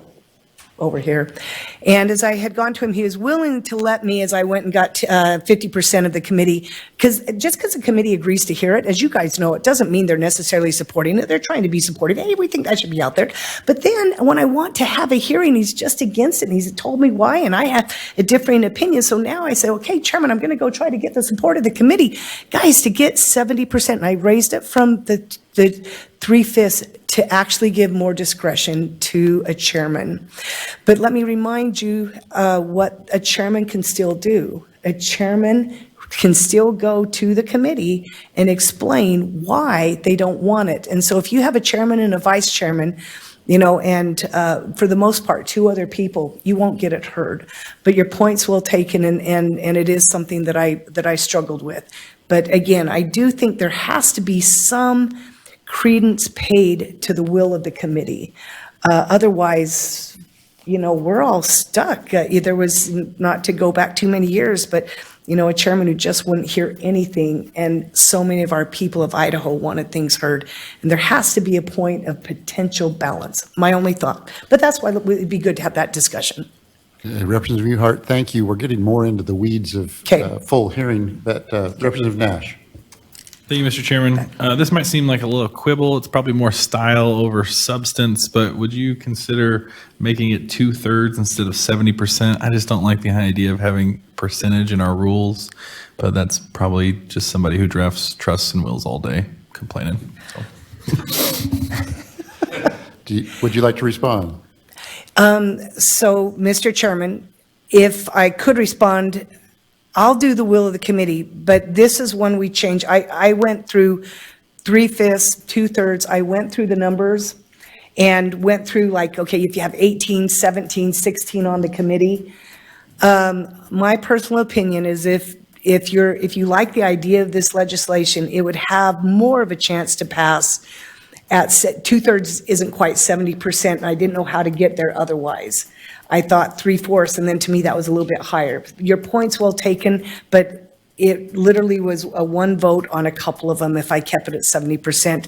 But anyway, that was why. So it's not style, it's just running the numbers and what might appeal. Representative Uhart, I think you have style. I certainly have my own style. I don't know, but thank you. Representative Young.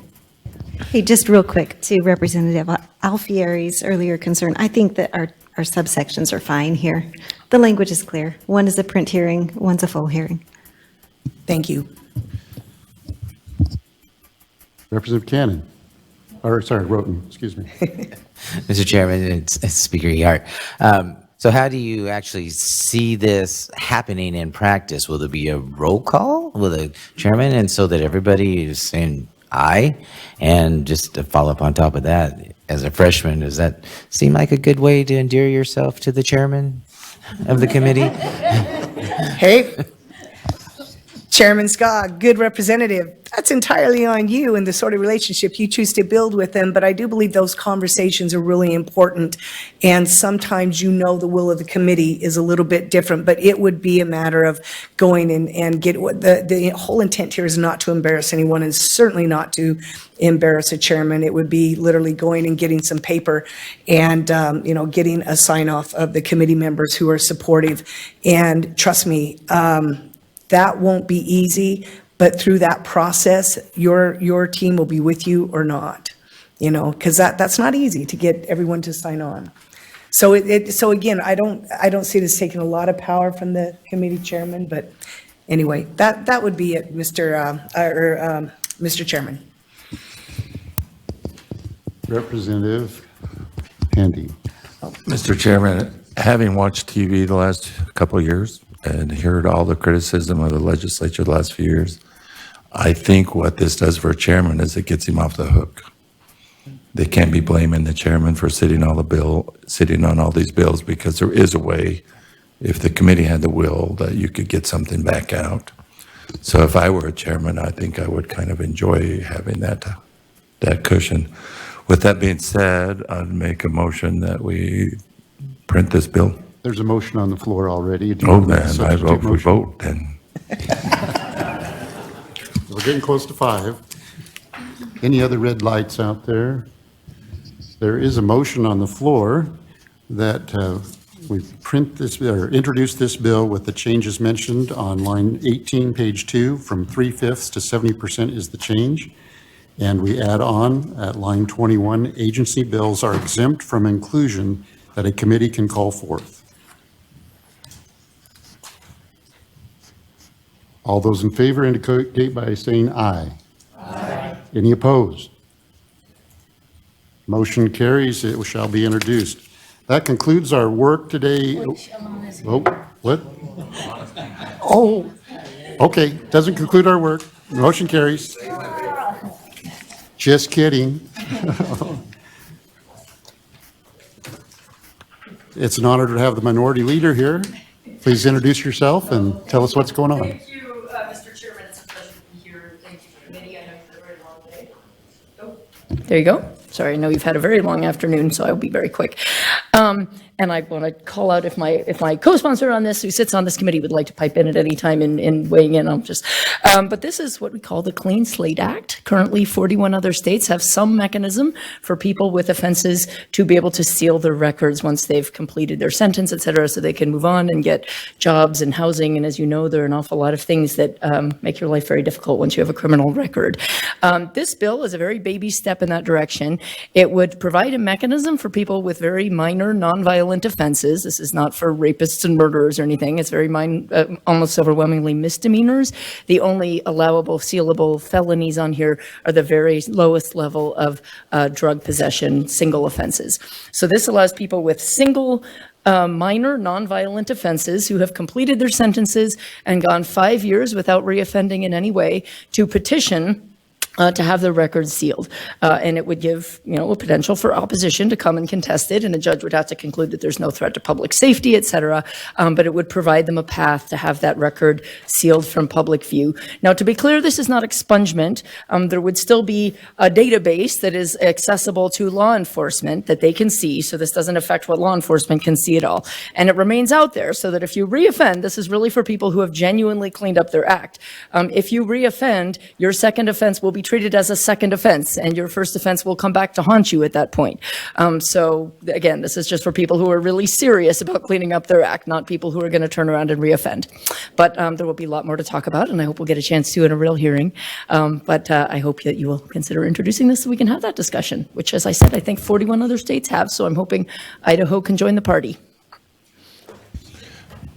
Mr. Chairman, if I could just add one thing without you calling on me, or how does this work? Since I'm a co-sponsor. As a representative for the bill, I'd have you come down and talk with her if you'd like. Sweet, I could do that. You still have some time. We all need to get our steps, sir.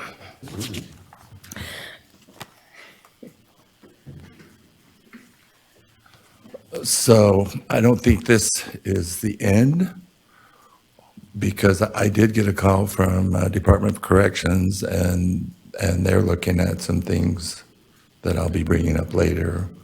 But, if it's kind of like, most of you read The Scarlet Letter in the 6th grade. Maybe it's taboo now, I don't know. Talks about things that we don't talk about now. Anyway, I think that it's time that as a Christian society that we start to exercise some Christian principles of forgiveness and giving people a second chance. So I'm all in favor of this bill. Any questions of the representatives? Representative Young. Thank you, Mr. Chairman. So one thing that I'm curious about is the difference between this type of a process as opposed to a pardon. Yeah. Great question, Representative. Thank you, Mr. Chairman. If I may address. Well, a pardon actually doesn't seal your record. A pardon you can get before you have completed your sentence, and it might let you off having to complete your sentence, but it's actually a pretty different track from actually getting your record sealed. So you might secure a pardon, but it'll still be on your record till the day you die. Right now in Idaho, there's really nothing you can do unless we pass this bill, which I hope we do. But there's nothing you can do in Idaho right now. You shoplift when you're 18, it will be on your record when you're 95. And that's really what we're trying to address here is, give you a chance to seal that record again, just for very minor nonviolent offenses. But it's a separate track from pardoning. Yeah. Representative Allgood. Thank you, Mr. Chair. I have no opposition to the bill. I like it. But question, records are retained different places. For instance, if you were arrested by a sheriff's office, there's a record, and the state would have a record. Does this apply only to the state record?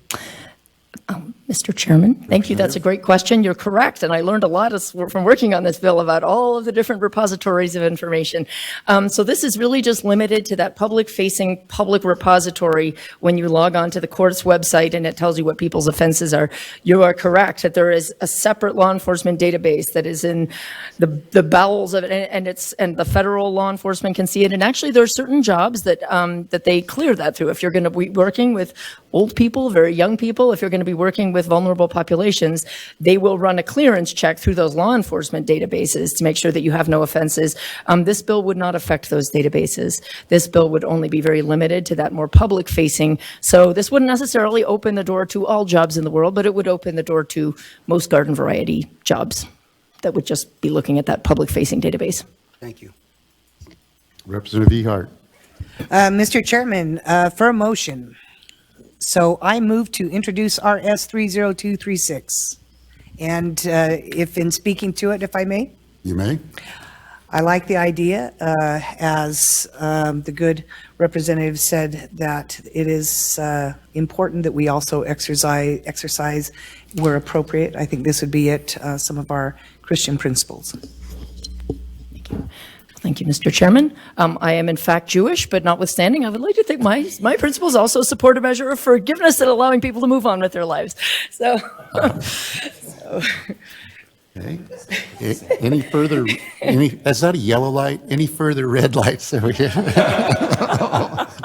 Okay.